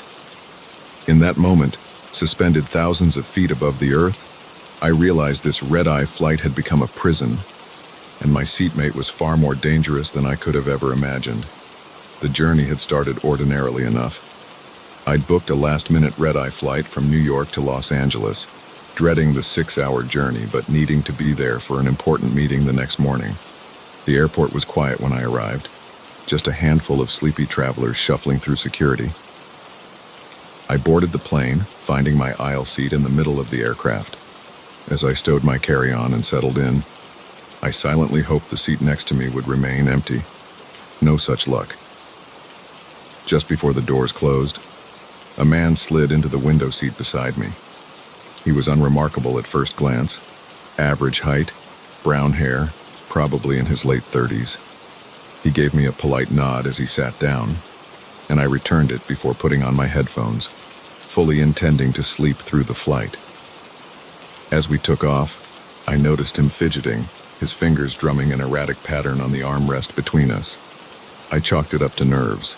Plenty of people get anxious during takeoff, but as the seatbelt sign dinged off and the cabin settled into the quiet hum of a night flight, his restlessness only seemed to increase. I tried to ignore it, closing my eyes and willing sleep to come, but every few minutes, I'd feel his elbow nudge mine on the shared armrest, or hear him shifting in his seat. After about an hour of this, I gave up on sleep and opened my eyes with a sigh. That's when I caught him staring at me. It wasn't a casual glance. His eyes were fixed, intense, like he was trying to memorize every detail of my face. When he saw me looking back, he didn't avert his gaze or appear embarrassed. Instead, a slow smile spread across his face. "Can't sleep either, huh?" he said, his voice low and oddly intimate in the hushed cabin. I nodded, uncomfortable but not wanting to be rude. "Yeah, it's always tough on these night flights." "Where are you headed?" he asked, still smiling that unsettling smile. "Los Angeles," I replied, keeping my answer vague. Something about his demeanor made me hesitant to share any personal information. "Business or pleasure?" he pressed. "Business," I said shortly, hoping my tone would discourage further conversation. He leaned in closer, lowering his voice even more. "You know, I've always found it fascinating how we put so much trust in strangers when we fly. We sit next to them for hours, sleep next to them, breathe the same recycled air, and we never really know who they are or what they're capable of." A chill ran down my spine. This was not normal small talk. I looked around, hoping to catch the eye of a flight attendant, but the cabin was dark and quiet. Most passengers were asleep, and the crew was nowhere to be seen. "I suppose," I said non-committally, desperately wishing I had chosen a different seat, a different flight, anything to be away from this man. "For instance," he continued, seemingly oblivious to my discomfort, "you don't know anything about me. I could be anyone. A businessman like yourself, a tourist, or maybe—" He paused, his eyes glinting in the dim cabin light. "Maybe I'm someone who's been watching you for a very long time, waiting for the perfect opportunity." My heart began to race. This had to be some kind of sick joke, right? But the look in his eyes told me he was deadly serious. "I don't know what you're talking about," I managed to say, my mouth dry with fear. "I think you have me confused with someone else." He chuckled softly, shaking his head. "Oh, I don't think so. John Emerson, 42 years old, executive at Pinnacle Industries, lived at 1542 Maple Street for the past 8 years. Recently divorced, one daughter, Emily, age 7. You're heading to Los Angeles for a merger meeting with Apex Corp. Did I miss anything?" I felt the blood drain from my face. How could he possibly know all of that? My mind raced, trying to remember if I'd mentioned any of this information loudly at the airport or while boarding. But I knew I hadn't. This was information only someone who had been stalking me would know. "Who are you?" I whispered, fear making my voice shake. "What do you want?" He leaned in even closer, his lips almost brushing my ear. "Who I am doesn't matter. What matters is that I know everything about you, John. Everything you've done. Everything you're going to do. And I'm here to make sure you understand the consequences of your actions." I tried to stand up, to call for help, to do anything, but he grabbed my arm, his grip surprisingly strong. "I wouldn't do that if I were you," he said, his voice still quiet but now laced with unmistakable menace. "We wouldn't want to cause a scene, would we?" Besides, who would believe you? I'm just a fellow passenger making friendly conversation. He was right, and he knew it. In the dark cabin, with most passengers asleep, any commotion I caused would likely be seen as an overreaction. I'd be the one who looked unstable, not him. For the next few hours, I sat in silent terror as he continued to talk. He recounted details of my life that no stranger should know. Childhood memories, private conversations, even thoughts I'd never shared with anyone. It was as if he had been living inside my head for years. As the flight wore on, his monologue took a darker turn. He began to speak of mistakes I'd made, of people I'd hurt, both intentionally and unintentionally. He knew about the colleague I'd stepped over for a promotion, the old friend I'd abandoned when they needed me most, even the white lies I'd told my daughter. "We all have our sins, John," he said, his voice taking on an almost philosophical tone. "But some sins require penance. And yours? Well, let's just say the bill has come due." As he spoke, I racked my brain trying to figure out who he could be. A disgruntled employee I'd fired, a relative of someone I'd wronged in business. But none of it made sense. The level of knowledge he had about my life went beyond what even a determined stalker could uncover.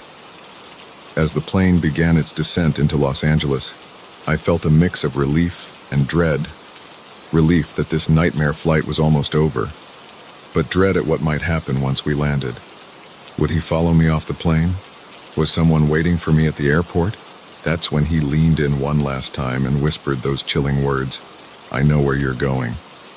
The plane touched down with a jolt, and as the seatbelt sign dinged off, he stood up smoothly. "It's been a pleasure, John," he said, his voice suddenly normal, as if we'd just shared a pleasant conversation. "Do enjoy your stay in Los Angeles, and remember, we'll be watching." He melted into the crowd of passengers disembarking, leaving me frozen in my seat, my mind reeling. By the time I gathered myself enough to move, he was long gone. I stumbled off the plane in a daze, half expecting to be accosted at every turn, but nothing happened. I made it through the airport and to my hotel without incident.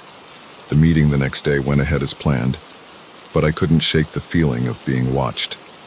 Every stranger's glance, every overheard snippet of conversation seemed loaded with hidden meaning. Was this part of my mysterious seatmate's plan? To make me paranoid? To have me constantly looking over my shoulder? I never saw him again, never found out who he was or how he knew so much about me. But his words haunted me, forcing me to reevaluate my life, my choices, my relationships. In a way, maybe that was his true purpose, not to harm me physically, but to shake me to my core, to make me confront the person I'd become. Years have passed since that flight, and I've made many changes in my life. I've tried to right old wrongs to be a better person, but still, every time I board a plane, I can't help but tense up as I see who's sitting next to me. Because now I know that sometimes, the most terrifying journeys aren't measured in miles, but in the secrets we keep and the sins we try to hide. And somewhere out there, I know he's still watching, waiting to see if I've truly learned my lesson.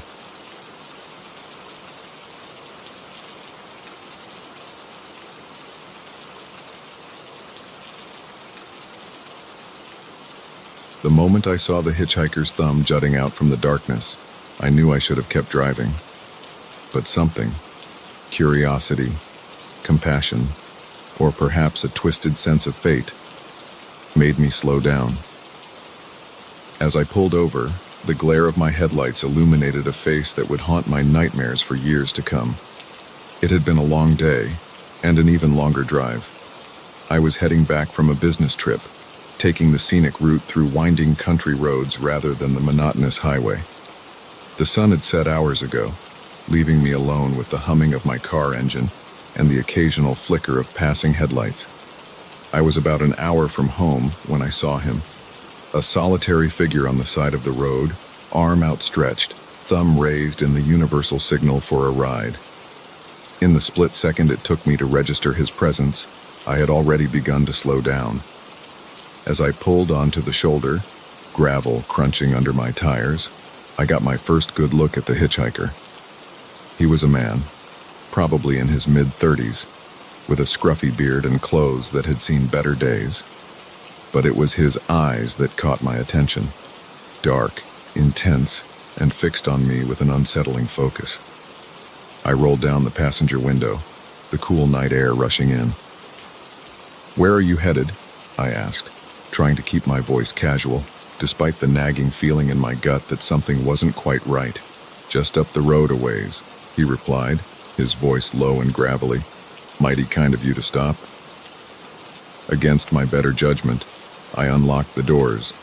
"Hop in," I said, forcing a smile. He slid into the passenger seat with a fluid grace that seemed at odds with his disheveled appearance.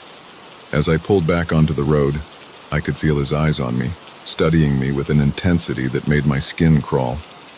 "So," I said, desperate to break the uncomfortable silence, "what brings you out here so late?"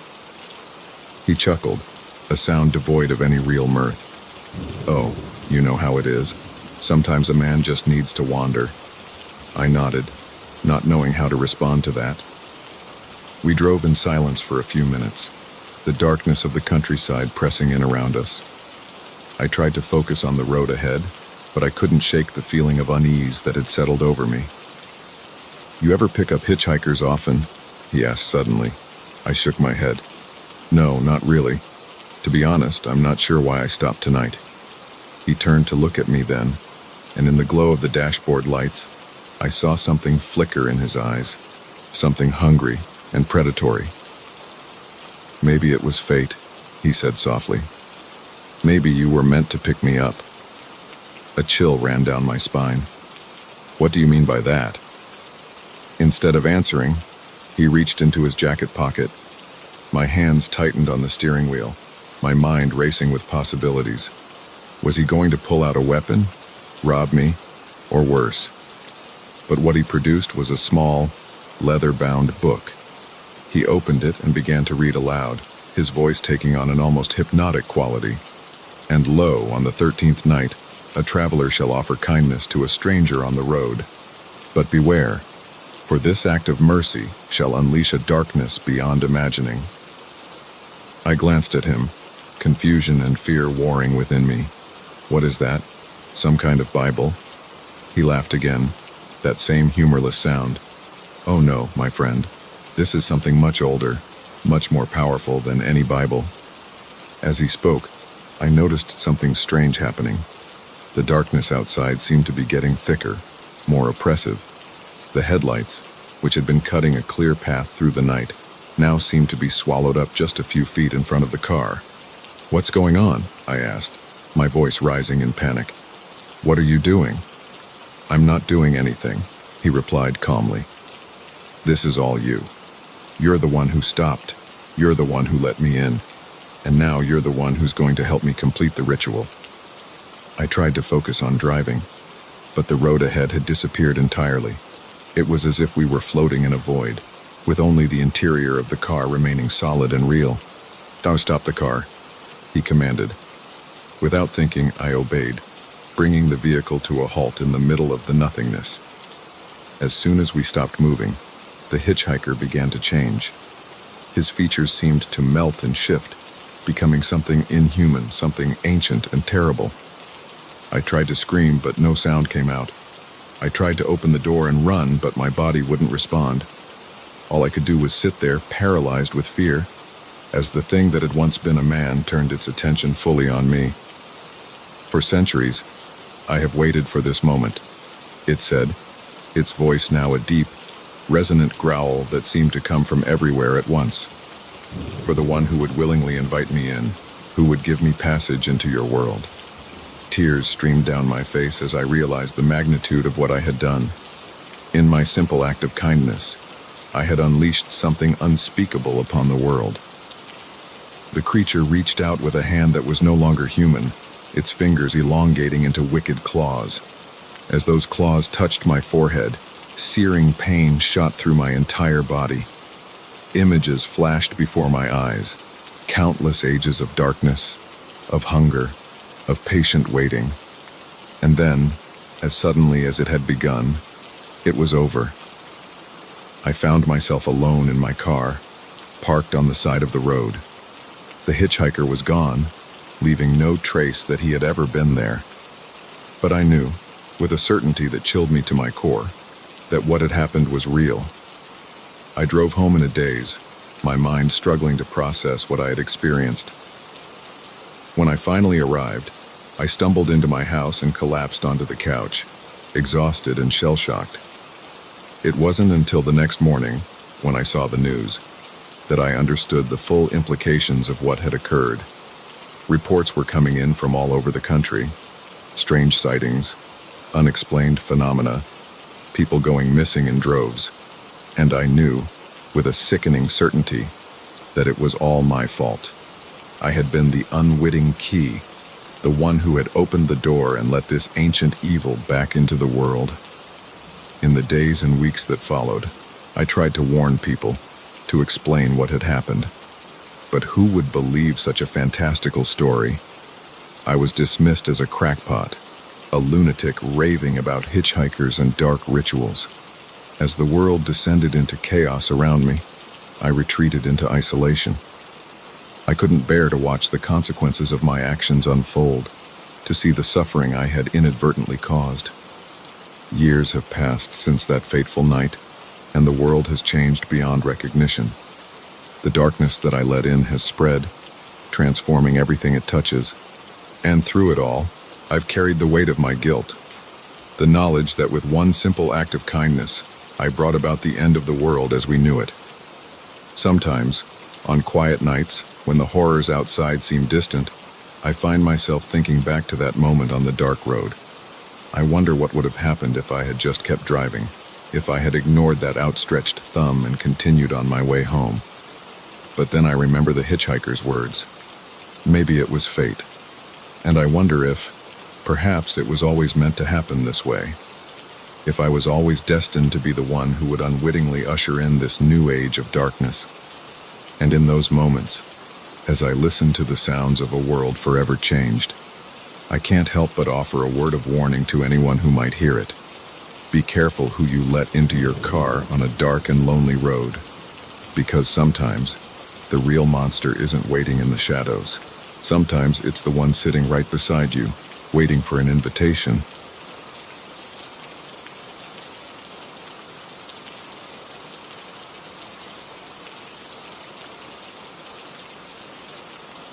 The scent hit me first, an odd mix of spices and something metallic that made my stomach churn. As I stepped into the neighbor's backyard for the potluck, I had no idea I was walking into a nightmare that would forever change my understanding of suburban life and the darkness that can lurk behind perfect picket fences. I'd moved into the neighborhood just 6 months ago, desperate for a fresh start after my divorce. The house was a bit of a fixer-upper, but the street seemed nice enough, quiet, with well-maintained lawns and friendly waves from passing neighbors. When Sarah, the perky blonde from across the street, invited me to the annual neighborhood potluck, I saw it as a chance to finally integrate into the community. "Oh, you simply must come," she'd gushed, her smile almost too wide. "Everyone will be there, and it's the perfect way to get to know your neighbors." I agreed, more out of politeness than any real desire to socialize. I wasn't much of a cook, so I picked up a pasta salad from the local deli on my way home from work that day. As I walked up the driveway to Bob and Linda's house, the hosts for this year's gathering, I could hear the muffled sounds of conversation and laughter from the backyard. I rounded the corner of the house, pasta salad in hand, and that's when that strange smell hit me. The backyard was beautifully decorated, strings of lights crisscrossing overhead and tables laden with food. But something felt off. The laughter I'd heard earlier seemed forced now, the smiles on my neighbors' faces a bit too fixed. Sarah spotted me and hurried over, that too wide smile still in place. "You made it," she exclaimed, taking the pasta salad from my hands. "Come, let me introduce you to everyone." As she led me around, making introductions, I couldn't shake the feeling that I was being sized up. The neighbors were polite, but their eyes seemed to bore into me, studying me with an intensity that made me uncomfortable.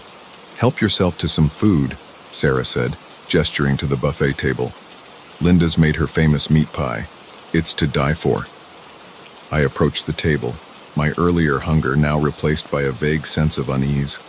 The spread was impressive, but as I looked closer, I noticed something strange. Every dish seemed to contain meat, often in unusual combinations. There was a Jell-O salad with what looked like chunks of ham suspended in it, deviled eggs topped with bacon bits. Even the fruit salad had bits of what I hoped were just oddly colored berries but feared might be something else entirely. I took a small portion of what seemed to be the safest option, a simple-looking casserole, and found a seat at one of the tables. As I sat down, Bob, the host, plopped down next to me. "So, how are you settling in?" he asked, his tone friendly but his eyes watchful. "Oh, fine," I replied, pushing the food around on my plate. "The house needs some work, but the neighborhood seems nice." Bob nodded, taking a large bite of the meat pie. "We're a close-knit community here," he said after swallowing. "We look out for our own. You'll see." There was something in the way he said it that made me pause. It sounded less like a reassurance and more like a warning. As the evening wore on, I found myself growing increasingly uneasy. The conversation around me seemed normal enough. Talk of local sports teams, complaints about property taxes, gossip about absent neighbors. But there was an undercurrent to it all, a tension I couldn't quite put my finger on. I noticed that while everyone else was eating with gusto, I had barely touched my food. The casserole on my plate had cooled, congealing into an unappetizing mass. As I looked around, I realized something else. I seemed to be the only one not eating the meat dishes. Linda, Bob's wife, appeared at my elbow. "Is everything all right, dear?" she asked, her voice syrupy sweet. "You've hardly eaten anything." "Oh, I'm fine," I lied, forcing a smile. "Just not very hungry, I guess." Her eyes narrowed almost imperceptibly. "You really should try the meat pie," she insisted. "It's an old family recipe." Before I could protest, she had whisked away my plate and returned with a generous slice of the pie. The smell of it, that same spicy metallic odor I'd noticed earlier, made my stomach lurch. "Go on," Linda urged, watching me intently. "Take a bite." I felt the eyes of the entire gathering on me. The chatter had died down, and an expectant hush had fallen over the backyard. With a shaking hand, I lifted a forkful of the pie to my mouth. Just as I was about to take a bite, a loud crash from inside the house made everyone jump. Linda's head snapped towards the sound, her face contorting with anger. "Excuse me," she said tightly, hurrying towards the house.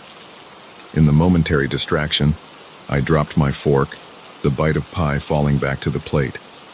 As conversation slowly resumed around me, I took the opportunity to slip away from the table. I made my way to the edge of the yard, trying to calm my racing heart. What was wrong with me? Why was I letting my imagination run wild? These were just normal people having a normal barbecue, weren't they? As I stood there, trying to talk myself down, I overheard a hushed conversation from the other side of the fence. "Can't keep him locked up forever," one voice was saying. "We don't have a choice," another replied.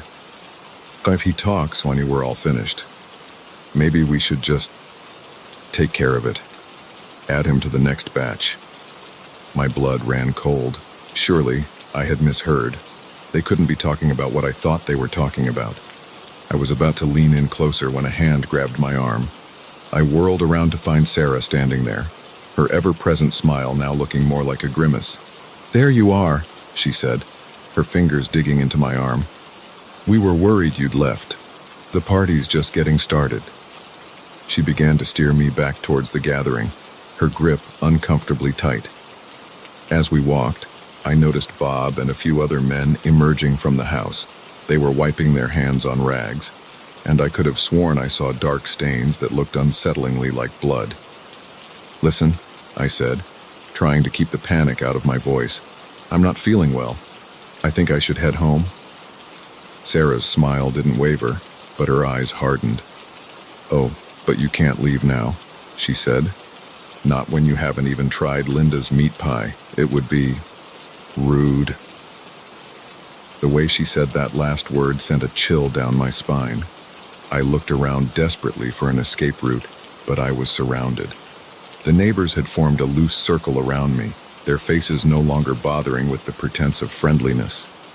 Bob stepped forward, holding a plate with a slice of the infamous meat pie. "Oh, come on, neighbor," he said, his voice low and menacing. "Just one bite. Then you'll be one of us." In that moment, I knew with terrifying certainty that if I ate that pie, I would never leave this backyard.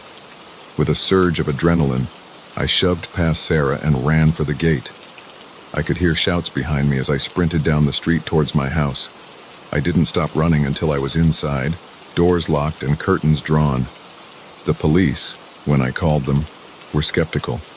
They found no evidence of anything unusual at Bob and Linda's house, no signs of the disturbing conversation I'd overheard. The neighbors all vouched for each other, claiming it was just a normal potluck that I had misunderstood. In the days that followed, I became a pariah in the neighborhood. Whispers followed me whenever I left the house. Cars slowed down as they passed by, the drivers watching me with undisguised hostility. I put my house on the market a week later, unable to bear the constant fear and paranoia. As I was packing up to leave, Sarah came by one last time. "We're sorry to see you go," she said, that fake smile still plastered on her face.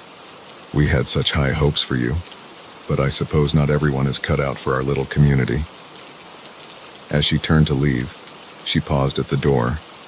"Oh, and if you're ever in the neighborhood again, do stop by. Linda's always happy to whip up another meat pie." I shuddered as I closed the door behind her, relief washing over me at the thought of leaving this place behind. But even now, years later and miles away, I can't shake the memory of that night. The smell of that meat pie still haunts my dreams, and every time I'm invited to a neighborhood gathering, I find myself making excuses not to attend. Because now I know that sometimes the most terrifying monsters aren't the ones hiding in the shadows. Sometimes they're the ones living right next door, hiding behind friendly smiles and perfect lawns, waiting for the chance to make you one of them.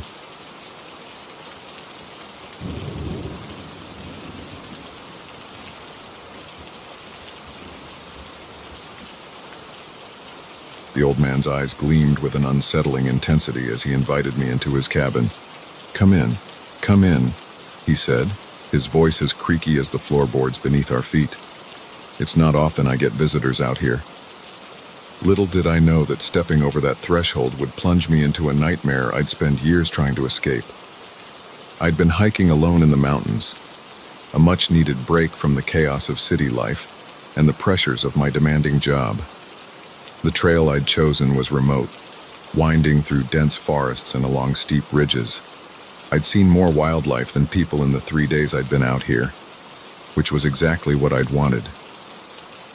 As the sun began to dip below the tree line on that 4th day, I realized I'd miscalculated. The next designated campsite was still miles away, and the temperature was dropping rapidly. That's when I saw it, a thin wisp of smoke rising above the trees, a telltale sign of civilization in this wilderness. I veered off the trail, following the smoke. After about half a mile, I emerged into a small clearing. There, nestled against the side of the mountain, stood a cabin that looked like it had been there for 100 years. Its logs were weathered gray, the roof sagging slightly under the weight of time. On the porch sat an old man in a rocking chair, his beard long and wild, his eyes sharp, despite the wrinkles surrounding them. He didn't seem surprised to see me, as if hikers stumbled upon his isolated home every day. "Looks like you could use a place to rest," he called out as I approached. "Name's Jack. This here's my home." I introduced myself, explaining my situation. Jack nodded knowingly. "Mountains can be tricky," he said. "Weather changes fast up here. You're welcome to stay the night if you'd like. Got plenty of room." Gratitude washed over me.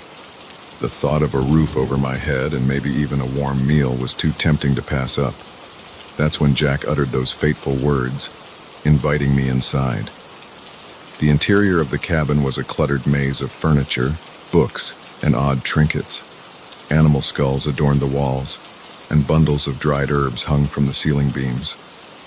The air was thick with the scent of wood smoke, and something else I couldn't quite place, something earthy and slightly sweet. Jack busied himself in the small kitchen area, putting a kettle on the wood stove. "Make yourself comfortable," he said. "I'll fix us some tea." I settled into an overstuffed armchair, my backpack at my feet. As Jack puttered around, I took in more details of the cabin. There were no photos, no personal touches that you'd expect in someone's home. Instead, the walls were covered in strange symbols and diagrams, drawn or carved directly onto the wood. "You've got quite a collection here," I said, trying to make conversation. "Have you lived up here long?" Jack chuckled, a dry sound like leaves rustling. "Longer than you'd believe, son. This mountain and I, we go way back." He brought over 2 steaming mugs, handing one to me. The tea had an odd color, a deep purple that seemed to shimmer in the low light. I took a cautious sip. It was unlike anything I'd ever tasted, bitter and sweet at the same time, with an aftertaste that lingered on my tongue. As we drank, Jack began to talk. He spoke of the mountain, of the forest, of the creatures that called this wilderness home. His words painted vivid pictures, and I found myself drawn into his tales. There was something hypnotic about his voice, about the way his stories seemed to weave together into one endless narrative. I'm not sure how long we sat there, Jack talking and me listening. The light outside had faded completely, and the cabin was illuminated only by the flickering glow of the wood stove. As Jack spoke, I began to feel strange. The room seemed to pulse and shift around me, the shadows on the walls taking on lives of their own. "Are you feeling it yet?" Jack asked, his voice suddenly clear and sharp, cutting through the haze that had settled over my mind. I tried to respond, but my tongue felt thick and unwieldy in my mouth. The tea. There had been something in the tea. Jack leaned forward, his eyes boring into mine. "Do you know why I'm here, son? Why I've been on this mountain for so long?" I shook my head, my movements slow and uncoordinated. "I'm a guardian," he said, his voice taking on a rhythmic, almost chant-like quality. "I keep the old ways alive. I maintain the balance between your world and the other." As he spoke, the cabin seemed to fade away. We were no longer sitting in chairs, but on a forest floor.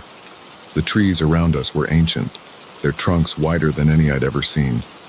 And they were alive, not just in the way that all trees are alive, but consciously, aware. I could feel their attention on us, could sense their curiosity and their hunger. "The forest remembers," Jack intoned. "It remembers a time before your cities, before your machines. It remembers when humans knew their place in the natural order." I wanted to run, to scream, but my body wouldn't respond. I was trapped, not just physically but mentally, caught in the web of Jack's words and the power of whatever he'd given me. "Every so often," Jack continued, "the forest demands a sacrifice, a reminder to humanity of the old covenant. And you, my friend, you're going to help me fulfill that covenant." Terror coursed through me as I realized the full implications of what he was saying. I wasn't a guest, I was an offering. Jack stood, his form seeming to grow and shift. He was no longer just an old man, but something ancient and terrible. He reached out a hand, no longer a hand at all, but a gnarled branch, and touched my forehead. Images flooded my mind. I saw the forest as it had been thousands of years ago, teeming with life both natural and supernatural. I saw humans living in harmony with the land, respecting its power and its mysteries, and I saw the slow encroachment of civilization, the cutting and burning of the ancient trees, the forgetting of the old ways. "Do you understand now?" Jack's voice echoed in my head. "Do you see why this is necessary?" I did understand, and that was the most terrifying part of all. In that moment, altered by whatever Jack had given me and connected to the ancient consciousness of the forest, I could see the logic behind the horror. I could feel the forest's pain, its anger at being forgotten and abused, but understanding didn't make me any less afraid. As Jack began to chant in a language I'd never heard before, I felt myself being pulled apart. It wasn't physical, my body remained intact, but my consciousness, my very essence, was being stretched and dispersed. I was becoming one with the forest. I could feel my awareness spreading out, touching every tree, every leaf, every grain of soil. The boundary between self and other dissolved, and I was everywhere and nowhere at once. Through it all, Jack's voice continued, guiding and shaping the transformation. I don't know how long it lasted. Time had lost all meaning. But eventually, slowly, I began to coalesce back into myself. I came to on the floor of the cabin, my body drenched in sweat, my mind reeling from what I'd experienced. Jack was gone. The cabin was empty, looking abandoned and decrepit, as if no one had lived there for years. On shaky legs, I stumbled outside. The forest looked different now. I could sense things I'd never noticed before. The communication between trees, the flow of nutrients in the soil, the intricate web of life that connected everything. I made my way back to the trail in a daze, my pack feeling impossibly heavy on my shoulders. When I finally reached civilization, days later than planned, I tried to tell people what had happened, but the words sounded crazy even to my own ears. Who would believe a story about an old man in the woods who could commune with an ancient forest spirit? In the years since, I've tried to forget, to convince myself it was all a hallucination brought on by exhaustion and isolation. But I can't shake the connection I now feel to the natural world. Sometimes, when I'm in the woods, I swear I can hear whispers in a language I almost understand, and sometimes, out of the corner of my eye, I catch a glimpse of an old man with a wild beard, watching me from between the trees. I don't go hiking alone anymore. The wilderness holds secrets, ancient and terrible, and some mysteries are better left uncovered.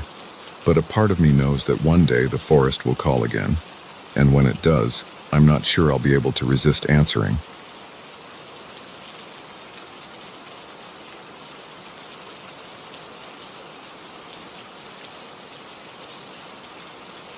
The text message from Emily's phone chilled me to the bone. Help me, they're watching. But Emily had vanished into the woods hours ago, and there was no cell service for miles. As I stared at the impossible message, the realization dawned that our weekend getaway had become something far more sinister. It was supposed to be a simple trip, just Emily and me escaping the city for a few days of peace in nature. We'd been best friends since college, and with both of us going through rough patches in our personal lives, this cabin retreat seemed like the perfect remedy. We arrived at the cabin on Friday afternoon, the late autumn sun casting long shadows through the trees. The place was exactly as advertised, a cozy two-bedroom structure nestled in a clearing, with a wraparound porch and a view of the nearby lake.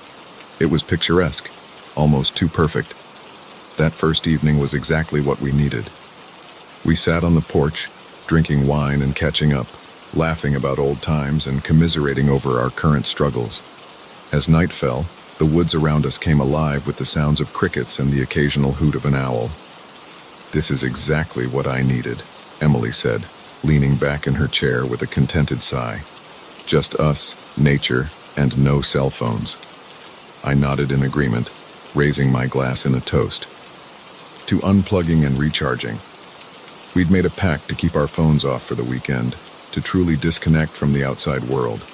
It was liberating, but little did I know how that decision would come back to haunt me. The next morning, we decided to explore the trails around the cabin. The forest was beautiful, the trees a riot of red and gold leaves. We hiked for a couple of hours, taking in the scenery and enjoying the crisp autumn air.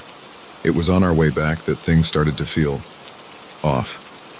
I couldn't shake the feeling that we were being watched. Every rustle of leaves, every snapping twig, made me jump. Emily noticed my unease. "You okay?" she asked, concern etched on her face. I forced a smile. Yeah, just a bit jumpy, I guess. Too used to city life. She laughed, but I noticed her eyes darting around, as if she too sensed something amiss. We were about a mile from the cabin when Emily stopped abruptly. "Did you hear that?" she whispered. I listened intently but heard nothing unusual. "Hear what?" I thought I heard. "Never mind," she said, shaking her head. "Let's just get back to the cabin." We picked up our pace, the earlier leisurely stroll now a brisk walk. The feeling of being observed intensified, and I found myself constantly looking over my shoulder. We were within sight of the cabin when Emily suddenly veered off the trail. "I dropped my bracelet earlier," she said. "I'm just going to run back and look for it. You go on ahead, I'll be right behind you." Something in her voice made me hesitate. "You sure? I can come with you." "No, it's fine," she insisted, already backing away. "I'll be quick. Promise." Against my better judgment, I let her go. That was the last time I saw her. I waited at the cabin for an hour, then 2. As the sun began to set, panic set in. I grabbed a flashlight and headed back out, calling Emily's name. The woods seemed different now, hostile. Shadows moved in ways they shouldn't, and more than once I thought I saw figures darting between the trees. After what felt like hours of searching, I returned to the cabin, hoping against hope that Emily had somehow made it back while I was out looking. But the cabin was empty, silent except for the creaking of the old wooden structure. That's when I broke our pact. I turned on my phone, desperate to call for help. No signal, of course. But then, impossibly, a text message appeared. "Help me. They're watching." It was from Emily's number. My hands shook as I tried to reply, but the message wouldn't send. I tried calling, but it went straight to voicemail. More messages started coming through, each one more terrifying than the last. "I can't get out. The trees aren't trees. Don't trust what you see." I was in full panic mode now. I ran outside, holding my phone up, trying to find even a bar of signal. That's when I saw them. Shadows moving at the edge of the clearing. Not animal shapes, but something wrong. Elongated limbs, 2 tall bodies, movements that were fluid yet jerky at the same time. I ran back inside, slamming the door and pushing furniture against it. My phone buzzed again. "They're coming for you next." I huddled in the corner of the cabin, my eyes darting between the windows and my phone. More messages kept coming, describing horrors I couldn't begin to comprehend. Emily wrote about a world beneath the forest, about creatures that wore human skin, about a hunger older than time itself. As the night wore on, the noises outside grew louder, scratching at the walls, whispers in a language that hurt my ears, heavy footsteps on the porch. I was trapped, with no way to call for help and no idea what was out there. With trembling hands, I typed out a reply to Emily. "Where are you? How can I help?" The response came instantly. "You can't. It's too late for me. Run. Don't look back." But I couldn't leave, not without Emily. As dawn broke, the noises outside subsided. I cautiously moved the furniture and opened the door. The clearing looked normal in the early morning light. Birds were chirping. A light mist hung over the ground. It was as if the terrors of the night had been a bad dream. Then I saw it.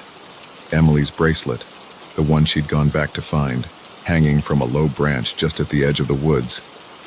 As I approached it, my phone buzzed one last time. "I'm sorry. I led them to you. Forgive me." I reached for the bracelet, but as my fingers touched it, the world seemed to shift. The trees began to move, their bark splitting to reveal eyes and mouths. The ground beneath my feet turned soft, like I was standing on flesh rather than soil. I ran like I've never run before, leaving everything behind. I didn't stop until I reached the main road, miles away. A passing car picked me up, the driver alarmed at my wild appearance and incoherent babbling. The authorities searched the woods for days. They found the cabin, undisturbed. They found our belongings, including both our phones, switched off just as we'd left them. But they never found Emily. I've tried to move on, to forget what happened that weekend. But sometimes, late at night, my phone will buzz with a text from an unknown number. And for a split second before I block it, I'll see a message that makes my blood run cold. We're still watching. We're always watching. I don't go to the woods anymore. I don't go anywhere without cell service. And I never ever turn off my phone. Because now I know that sometimes the messages we receive from the void are real. And sometimes the monsters lurking in the shadows are hungry for more than just our fear.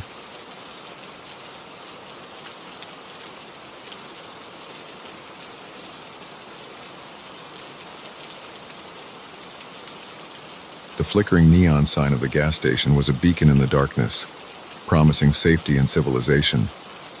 But as I pulled into the empty lot, the hairs on the back of my neck stood up.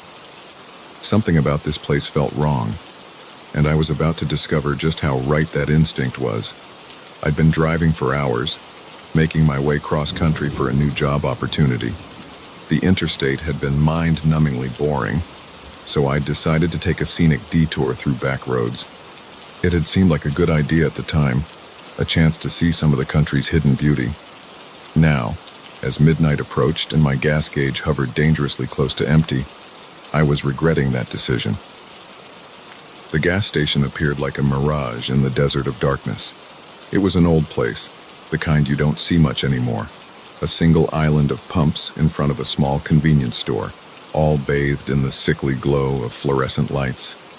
The sign proclaimed it to be Pete's Gas Grocery, though the letters were faded and peeling. I pulled up to the pump, the gravel crunching under my tires. The silence when I cut the engine was absolute. No crickets, no distant traffic, not even the hum of the overhead lights. Just a perfect, unnatural quiet. As I got out of the car, a gust of wind kicked up, carrying with it the scent of dust and something else, something metallic and unpleasant. I shivered, suddenly wishing I hadn't stopped here. But my need for gas outweighed my unease, so I reached for the pump. That's when I noticed the handwritten sign taped to it. Pay inside first.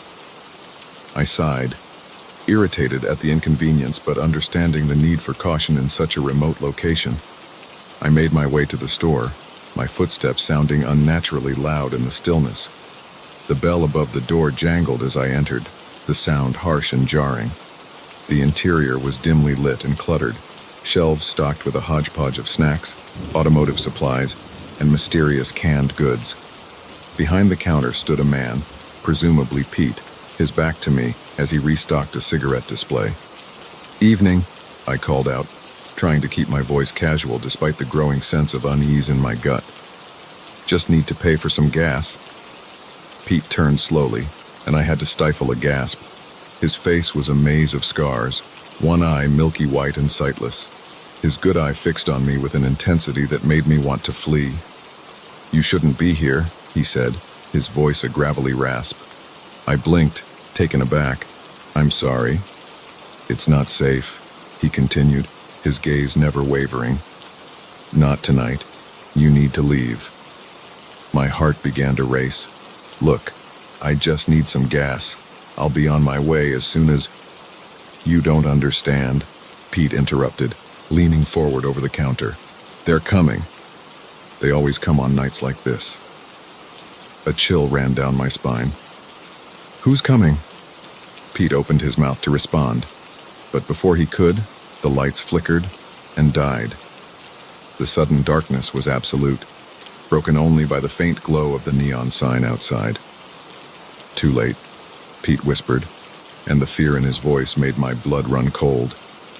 In the distance, I heard something, a low, thrumming sound that seemed to come from everywhere and nowhere at once. It grew louder, drowning out the frantic beating of my heart. "What is that?" I asked, my voice trembling. "The engines," Pete replied. "They're here." As my eyes adjusted to the darkness, I saw headlights approaching, dozens of them, moving in perfect synchronization. They surrounded the gas station, hemming us in. "Who are they?" I demanded, panic rising in my throat. Pete's scarred face was grim in the faint light. "Don't know. Don't want to know. They come every few months, always on the darkest nights. They take what they want and leave. Sometimes they take people." The vehicles outside had stopped moving, forming a perfect circle around the station. In the eerie glow of their headlights, I could see that these weren't normal cars. They were massive, hulking things, more like tanks than automobiles, and they were utterly silent now, their engines cut, but that strange thrumming sound still filling the air. "What do we do?" I asked, trying to keep the terror out of my voice. "We wait," Pete said simply, "and we hope they don't come inside." But even as he spoke, I heard the crunch of footsteps on gravel. Something was approaching the store. Pete motioned frantically for me to hide behind the counter. I complied, my legs shaking so badly I could barely walk. From my hiding spot, I had a clear view of the door. It opened slowly, the bell's cheerful jingle now sounding like a death knell. A figure entered, tall, impossibly thin, dressed in what looked like a hazmat suit. Its face was hidden behind a reflective visor, but I had the horrible feeling that what lay beneath was far from human. The being moved through the store with an unnatural grace, stopping at seemingly random intervals to pick up items: a can of beans, a road map, a lighter. It placed each item in a bag it carried, movements precise and economical. I held my breath, praying it wouldn't come behind the counter. Pete stood stock still, his good eye never leaving the creature. After what felt like hours but was probably only minutes, the being approached the counter. It placed its bag down and produced a small, cube-like device. The cube emitted a soft blue glow and a series of clicks and whirs. Pete nodded, as if understanding some unspoken communication. He opened the register and began placing money, not just bills but coins as well, into the creature's bag. Once the register was empty, the being turned to leave, but as it reached the door, it paused. Slowly, it turned its head, that reflective visor seeming to stare directly at my hiding spot. For a moment that stretched into eternity, we looked at each other. I could see my terrified reflection in its visor, and behind that, just for a second, I thought I glimpsed something. Eyes that were not eyes, a face that was not a face. Then it was gone, the door closing behind it with a final, cheerful jingle. The parking lot erupted into motion, engines roaring to life, but not the engines of any vehicles I'd ever heard. The sound was alien, wrong, vibrating in my chest and making my teeth ache. As quickly as they had come, the strange vehicles departed, their lights disappearing into the darkness. Pete let out a long, shaky breath. "It's over, for now." I stood on trembling legs, my mind reeling. What was that?" Pete shook his head. "Don't know. Don't want to know. They've been coming for years, always the same. They take what they want, leave that weird money. Best not to question it." But we have to tell someone," I protested. "The police, the government, someone." Pete's laugh was bitter. "You think they don't know? Why do you think this station is still here, in the middle of nowhere? We're like a feeding station. Keep them satisfied here. Maybe they don't go to the towns." I felt sick. "So we just let this happen?" "We survive," Pete said simply. "Now, you best be on your way. Sun'll be up soon, and you don't want to be here when the cleanup crew arrives. They don't like witnesses." In a daze, I pumped my gas and got back on the road. As I drove, the events of the night seemed to fade like a bad dream. By the time I reached the next town, I had almost convinced myself it had been a hallucination brought on by fatigue and too much caffeine. Almost. But sometimes, on dark nights when I'm driving alone, I'll see lights in my rearview mirror. Lights moving too fast, too synchronized to be normal traffic. And I'll remember that night at Pete's gas grocery, and the terrifying truth I learned. We are not alone. And the things that share our world are not always hiding in the shadows. Sometimes, they're right there in plain sight, filling up their tanks and buying snacks, reminding us that the line between our world and theirs is far thinner than we'd like to believe.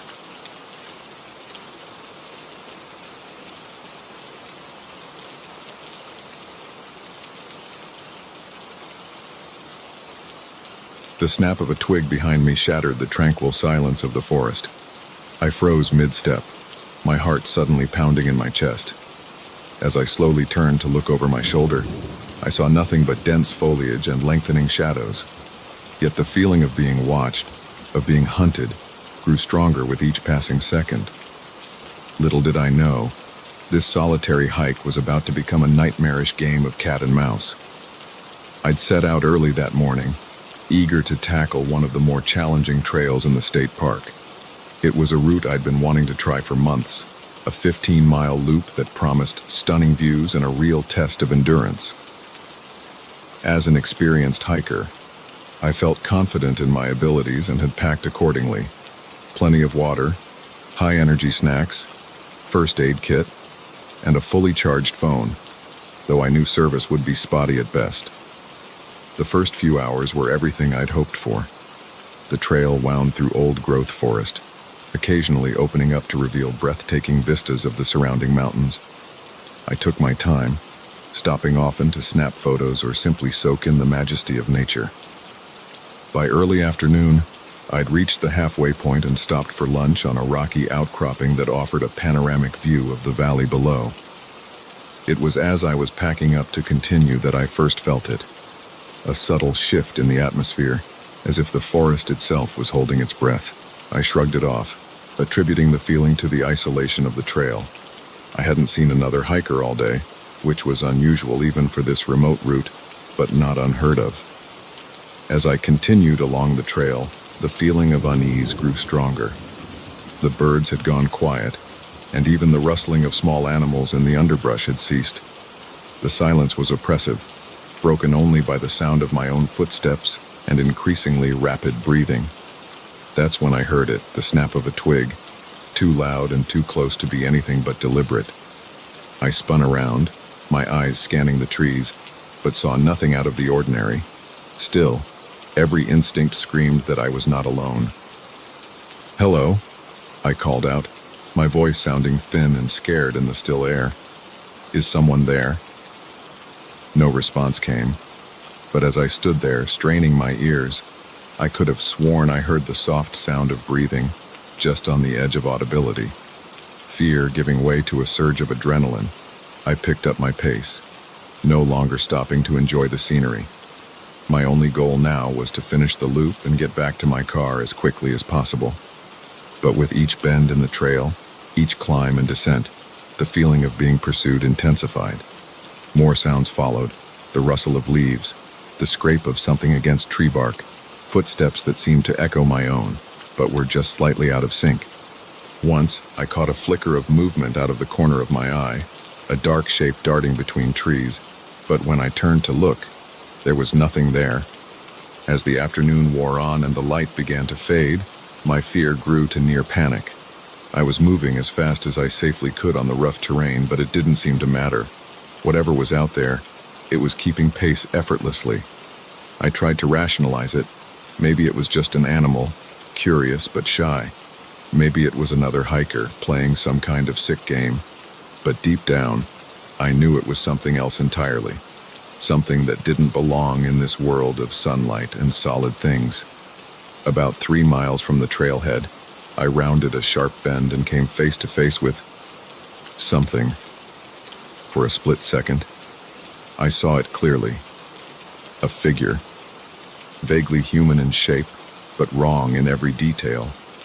Its limbs were too long, joints bending in impossible ways. Its skin, if you could call it that, seemed to shift and ripple like smoke given form. But it was the face that would haunt my nightmares for years to come, featureless except for 2 deep, black pits where eyes should be, radiating a hunger that was ancient and inhuman. I screamed, the sound tearing from my throat before I could stop it. I turned and ran, no longer caring about the trail, simply trying to put as much distance between myself and that thing as possible. Branches whipped at my face, roots threatened to trip me at every step, but terror kept me moving. I don't know how long I ran. Time lost all meaning in that mad dash through the woods. My lungs burned, my legs ached, but I didn't dare slow down, because all the while I could hear it behind me. Not running, not crashing through the underbrush as I was, but moving with a terrible, fluid grace that allowed it to keep pace no matter how fast I fled. Just when I thought I couldn't go on, when my legs were about to give out and my heart felt like it would burst from my chest, I broke through the tree line into the parking lot. My car sat there, a beautiful, mundane beacon of safety in the gathering dusk.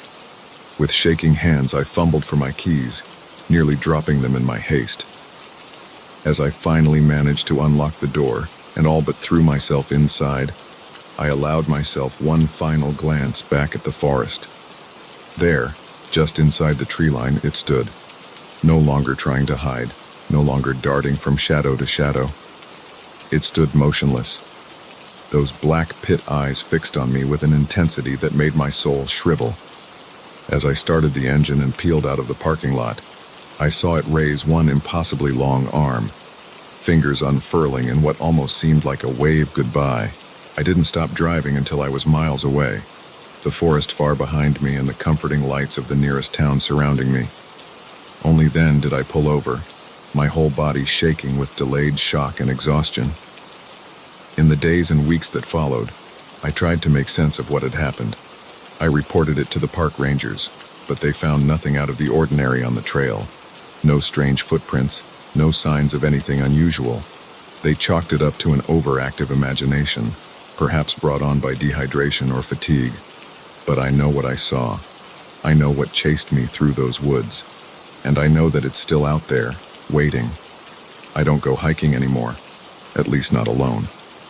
The thought of being in the wilderness, isolated and vulnerable, fills me with a primal dread I can't shake. But sometimes, on dark nights when the wind whispers through the trees outside my window, I swear I can hear something moving out there. Something with two long limbs and eyes like black holes, hungry and patient. And I wonder, with a chill that settles deep in my bones, if it followed me home that day, if it's been out there all along, waiting for the right moment to finish what it started in those remote woods.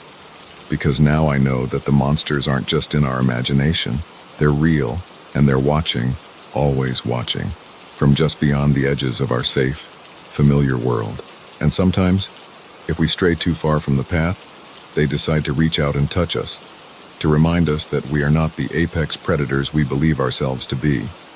So if you find yourself alone in the woods, and you feel that prickle on the back of your neck that tells you you're being watched, don't dismiss it. Don't try to rationalize it away. Run as fast and as far as you can, because you never know what might be lurking just out of sight, waiting for its chance to pounce. And if you hear a twig snap behind you, well, just pray you're faster than whatever's doing the chasing.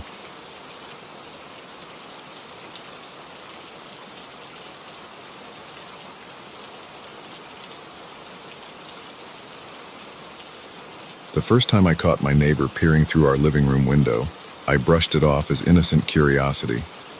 By the third time, I knew something was terribly wrong in this picture-perfect suburban neighborhood.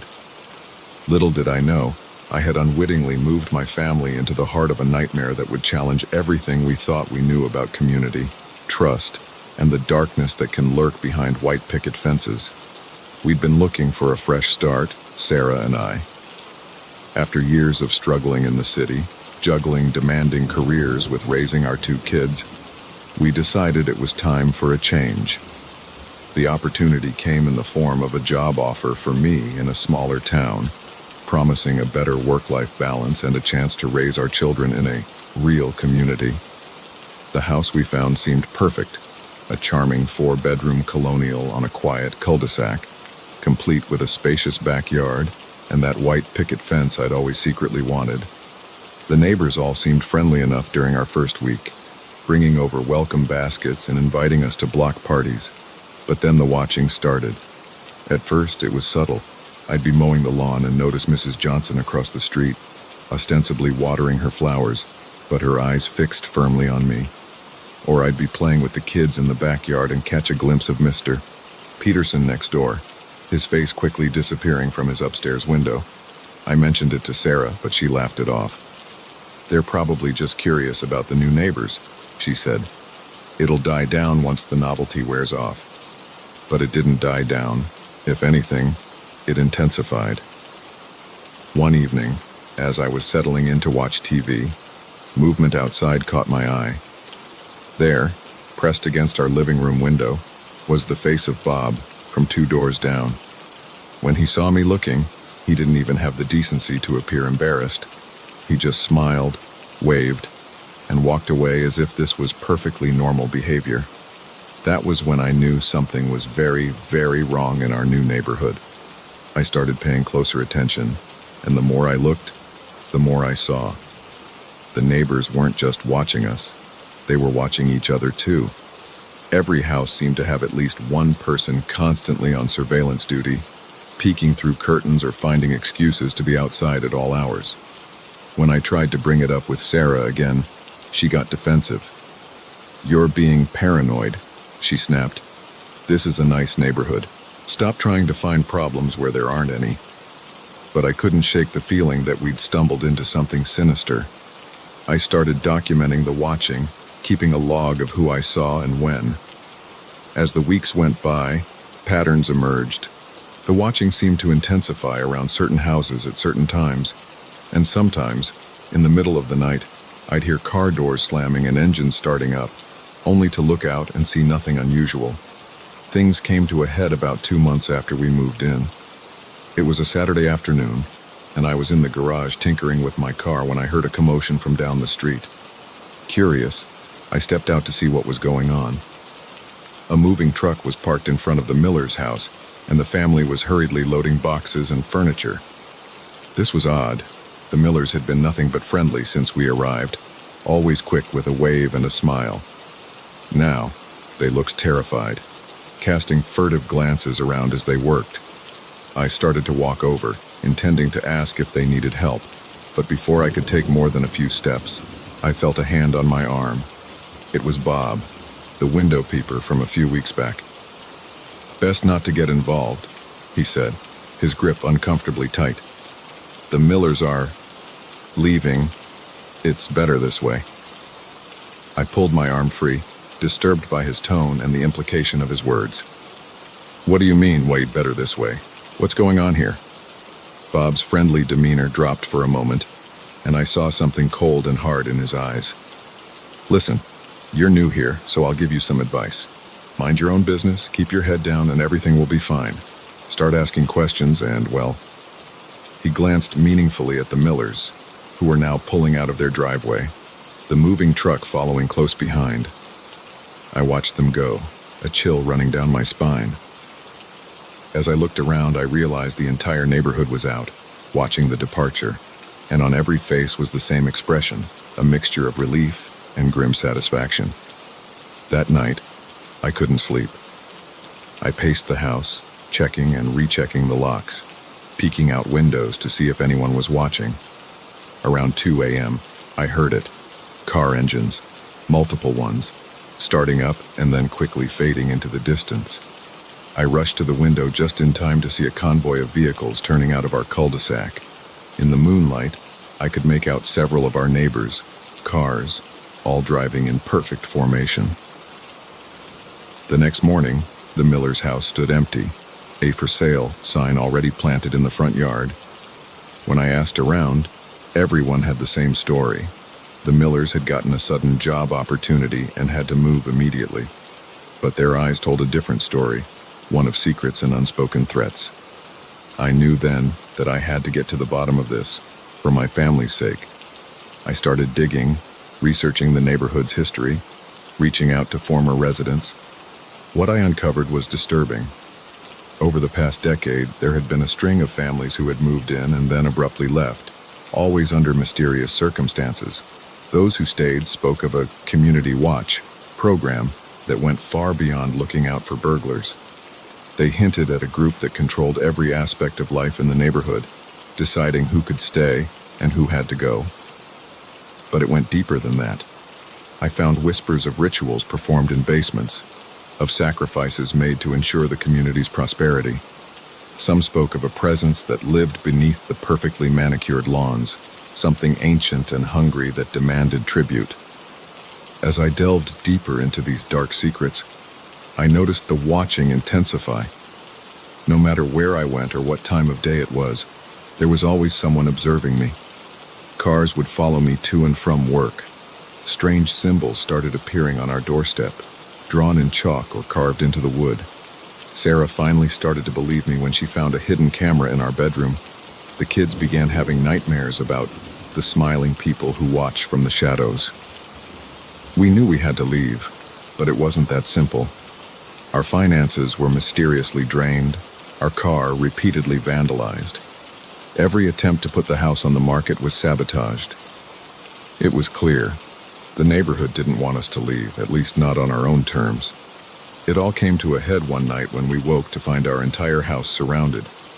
Every neighbor we had met stood in a circle around our property, holding candles and chanting in a language I didn't recognize.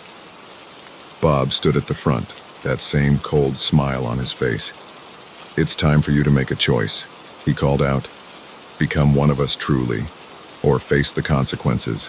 The community has decided." In that moment, looking out at the sea of familiar faces turned sinister in the candlelight, I realized the true horror of our situation.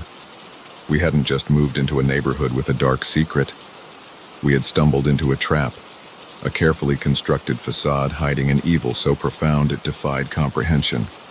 The choice before us was clear: submit to whatever twisted ideology controlled this place, or face a fate like the Millers and countless others before them. As I held Sarah close, our terrified children clinging to us, I knew that either way, our lives as we knew them were over. Because the real monster wasn't any one person, or even the shadowy organization that seemed to control everything.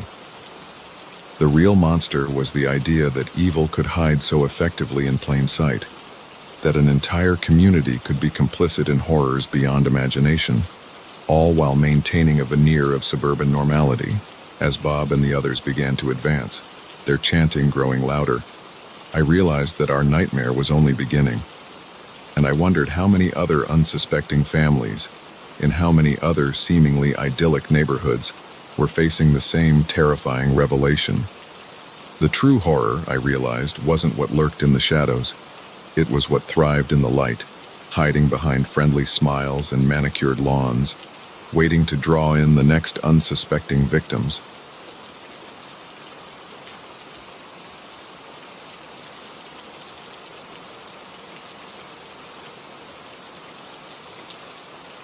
The rhythmic crunch of footsteps circling my tent jolted me awake, my heart pounding in my chest.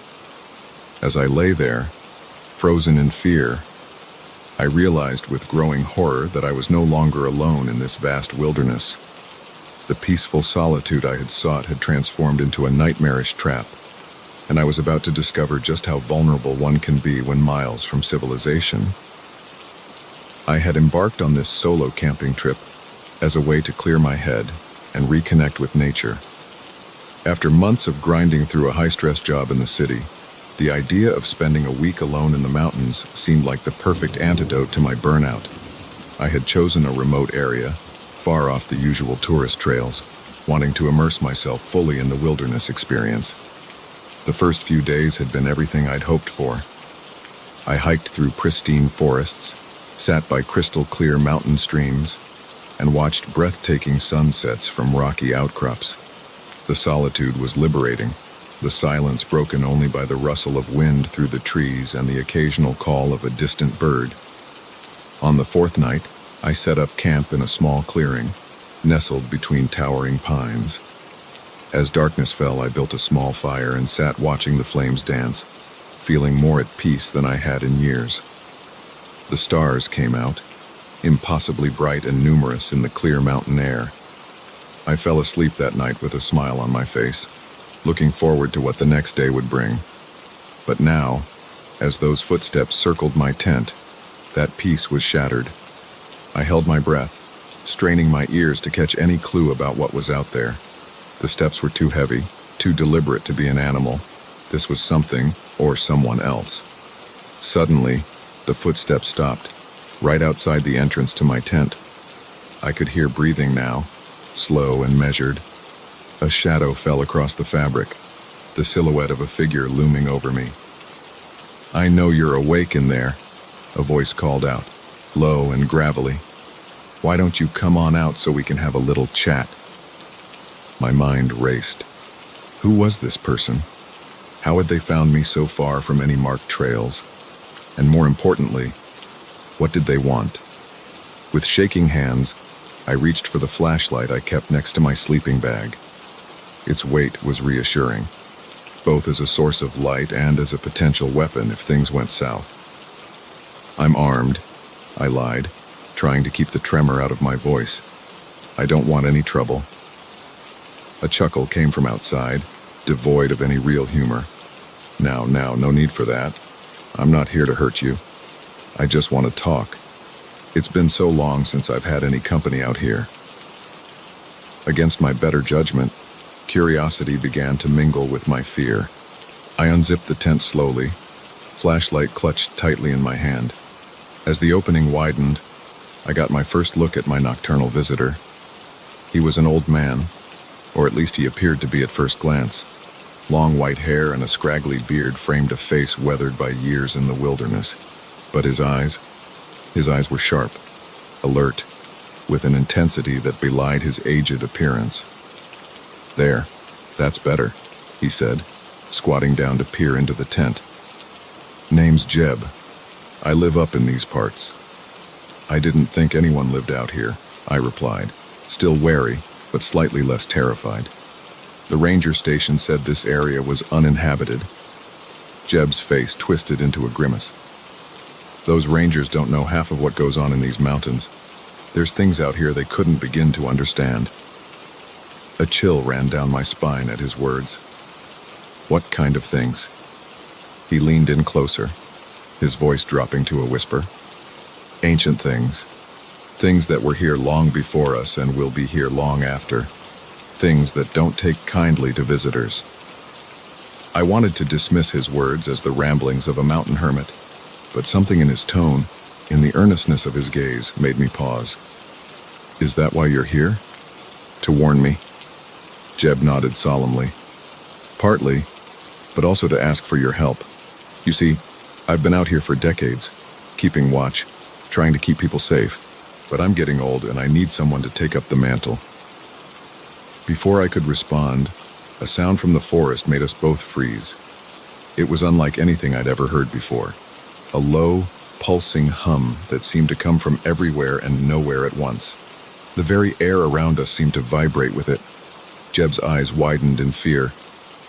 "They're coming. We need to move now." Without waiting for my response, he grabbed my arm and pulled me out of the tent. I barely had time to slip on my boots before he was dragging me into the forest, away from the clearing. As we ran, the humming grew louder. I risked a glance back and immediately wished I hadn't. The clearing was filled with a pulsing, otherworldly light. And in that light, I saw shapes moving, twisted, impossible shapes that hurt my eyes to look at. We ran for what felt like hours, crashing through underbrush, scrambling over rocks, all the while with that unearthly humming growing louder behind us. Finally, we reached a small cave hidden behind a waterfall. Jeb pulled me inside, and for the first time since we started running, we stopped to catch our breath. "What? What were those things?" I gasped, my mind still reeling from what I'd seen. Jeb's face was grim in the dim light filtering through the waterfall. "They have many names. The old ones, the watchers, the hungry ones. They've been here since before humans walked the earth, sleeping in the deep places. But lately, they've been waking up more often, hungry for something only they understand." As the night wore on, Jeb told me more about how he'd stumbled upon their existence decades ago, much like I had. How he'd dedicated his life to understanding them, to finding ways to keep them dormant, and how, as he grew older, He feared what would happen when there was no one left to stand guard. By the time dawn broke, my world had been turned upside down. Everything I thought I knew about reality, about the history of our world, had been challenged, and I was faced with a choice: go back to my old life and try to forget what I'd seen, or stay and take up Jeb's mission. In the end, it wasn't really a choice at all. How could I go back to my mundane office job knowing what lurked in the wilderness? How could I live with myself if I walked away and left others to stumble unknowingly into danger? That was 5 years ago. I've been in these mountains ever since, learning from Jeb, taking over as he grew too old to keep up the vigil. It's a lonely life and a dangerous one, but every time I manage to divert a hiker from a danger zone, every time I feel the ground tremble with the stirring of something ancient and go to investigate, I know I'm where I need to be. Because the truth is, the world is far stranger and more terrifying than most people realize. There are things out there in the wilderness, ancient and powerful things, that defy our understanding of reality. And sometimes, all that stands between them and the unsuspecting world is a lone figure in the wilderness, keeping watch in the night. So if you're ever hiking in remote mountains, and you come across an old man or a not-so-old woman warning you away from certain areas, listen to them. They might just be saving your life and your sanity, because some things, once seen, can never be unseen. And some nights, the things that go bump in the dark are far more terrifying than anything you could have imagined.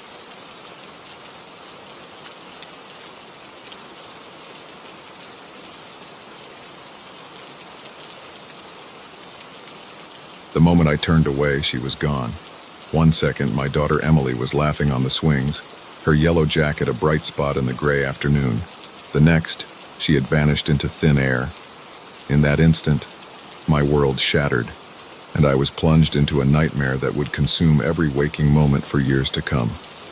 It was supposed to be a simple trip to the park, a chance for Emily to burn off some energy before dinner. We'd done it 100 times before.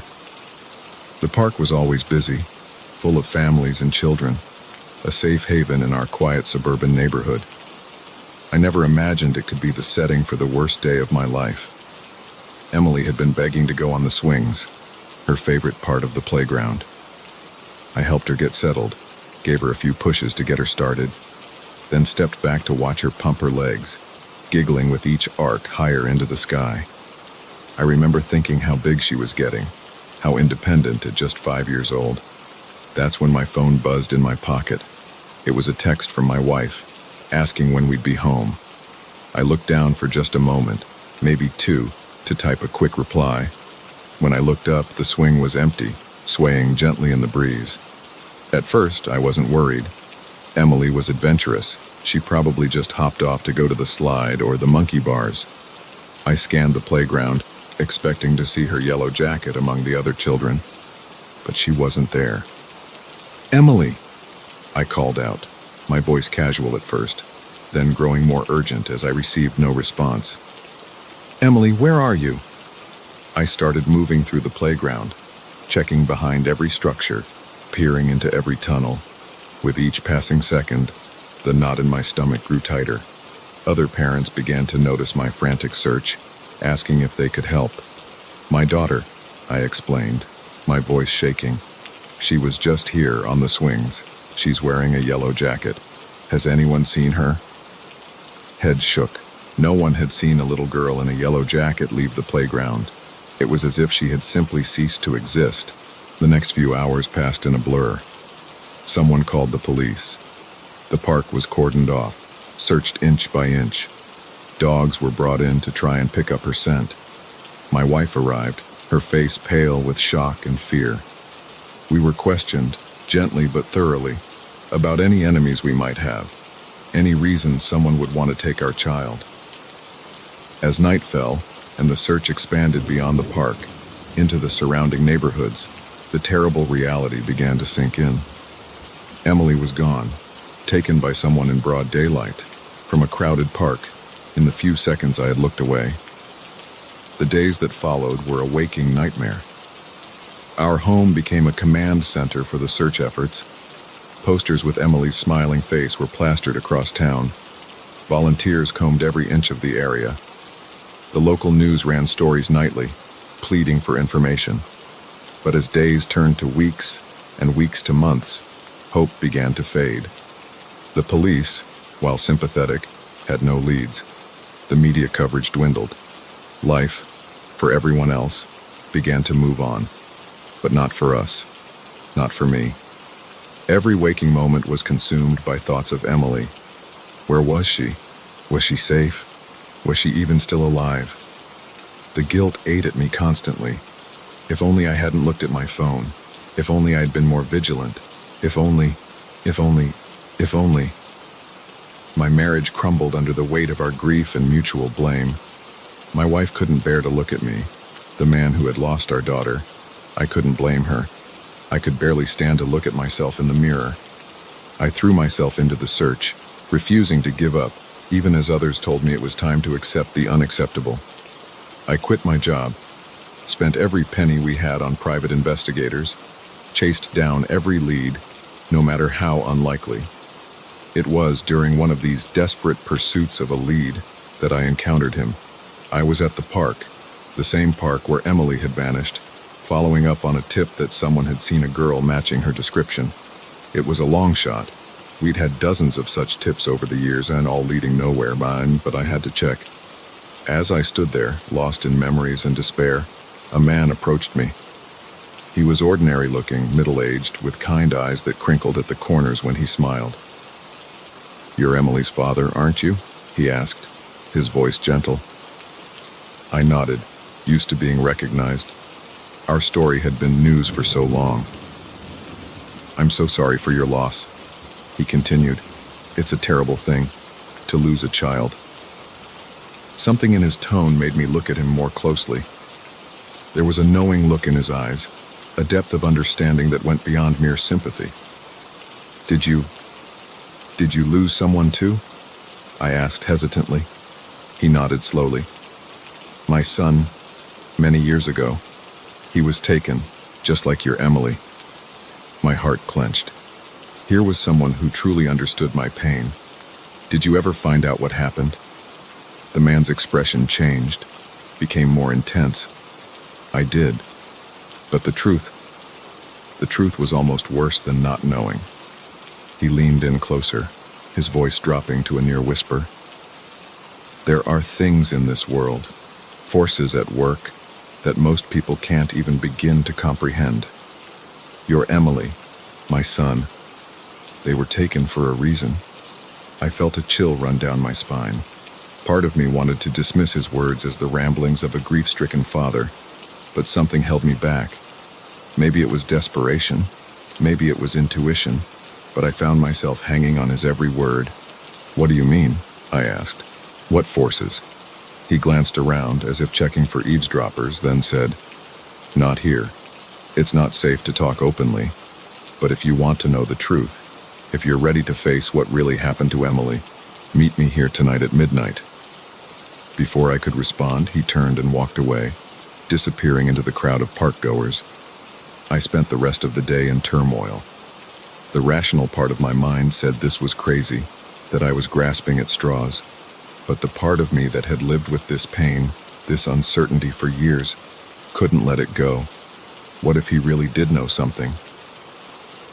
As midnight approached, I found myself back at the park. It was deserted now, the playground equipment casting eerie shadows in the moonlight. I waited, my heart pounding, half expecting the man not to show up. But he did. He emerged from the darkness, his face grave. "You came," he said simply. "That means you're ready to learn the truth. But I warn you, once you know, there's no going back. Your world will never be the same." I took a deep breath. "I need to know what happened to my daughter, whatever the cost." He nodded, then began to speak. He told me of ancient rituals, of beings that existed beyond our reality, of sacrifices made to keep the balance between worlds. He spoke of a group, hidden in the shadows of society, that facilitated these sacrifices. Children, he said, were particularly valuable, their innocence a powerful fuel for otherworldly forces. As he talked, I felt my grip on reality slipping. It was insane, impossible, and yet it explained so much. The lack of evidence, the way Emily had vanished without a trace. "You're Emily," he said, his eyes filled with a mixture of sympathy and something else, something darker. She was chosen, as was my son. They serve a greater purpose now, bridging the gap between worlds. I felt sick, overwhelmed. How do you know all this?" His expression changed, became almost predatory. "Because, my friend, I am one of them. I have been watching you for years, waiting for the right moment, and now, you too have been chosen." As he reached for me, his form seeming to shift and change in the moonlight, I realized the terrible truth. In my desperation to find Emily, I had walked willingly into a trap, and as darkness engulfed me, I understood that my search for my daughter had led me to a fate perhaps worse than hers. The last thing I remember thinking before consciousness slipped away was a desperate hope that somewhere, somehow, Emily was safe, and a final, terrible realization that in this vast, uncaring universe, safety might be nothing more than an illusion we tell ourselves to keep the true horrors at bay.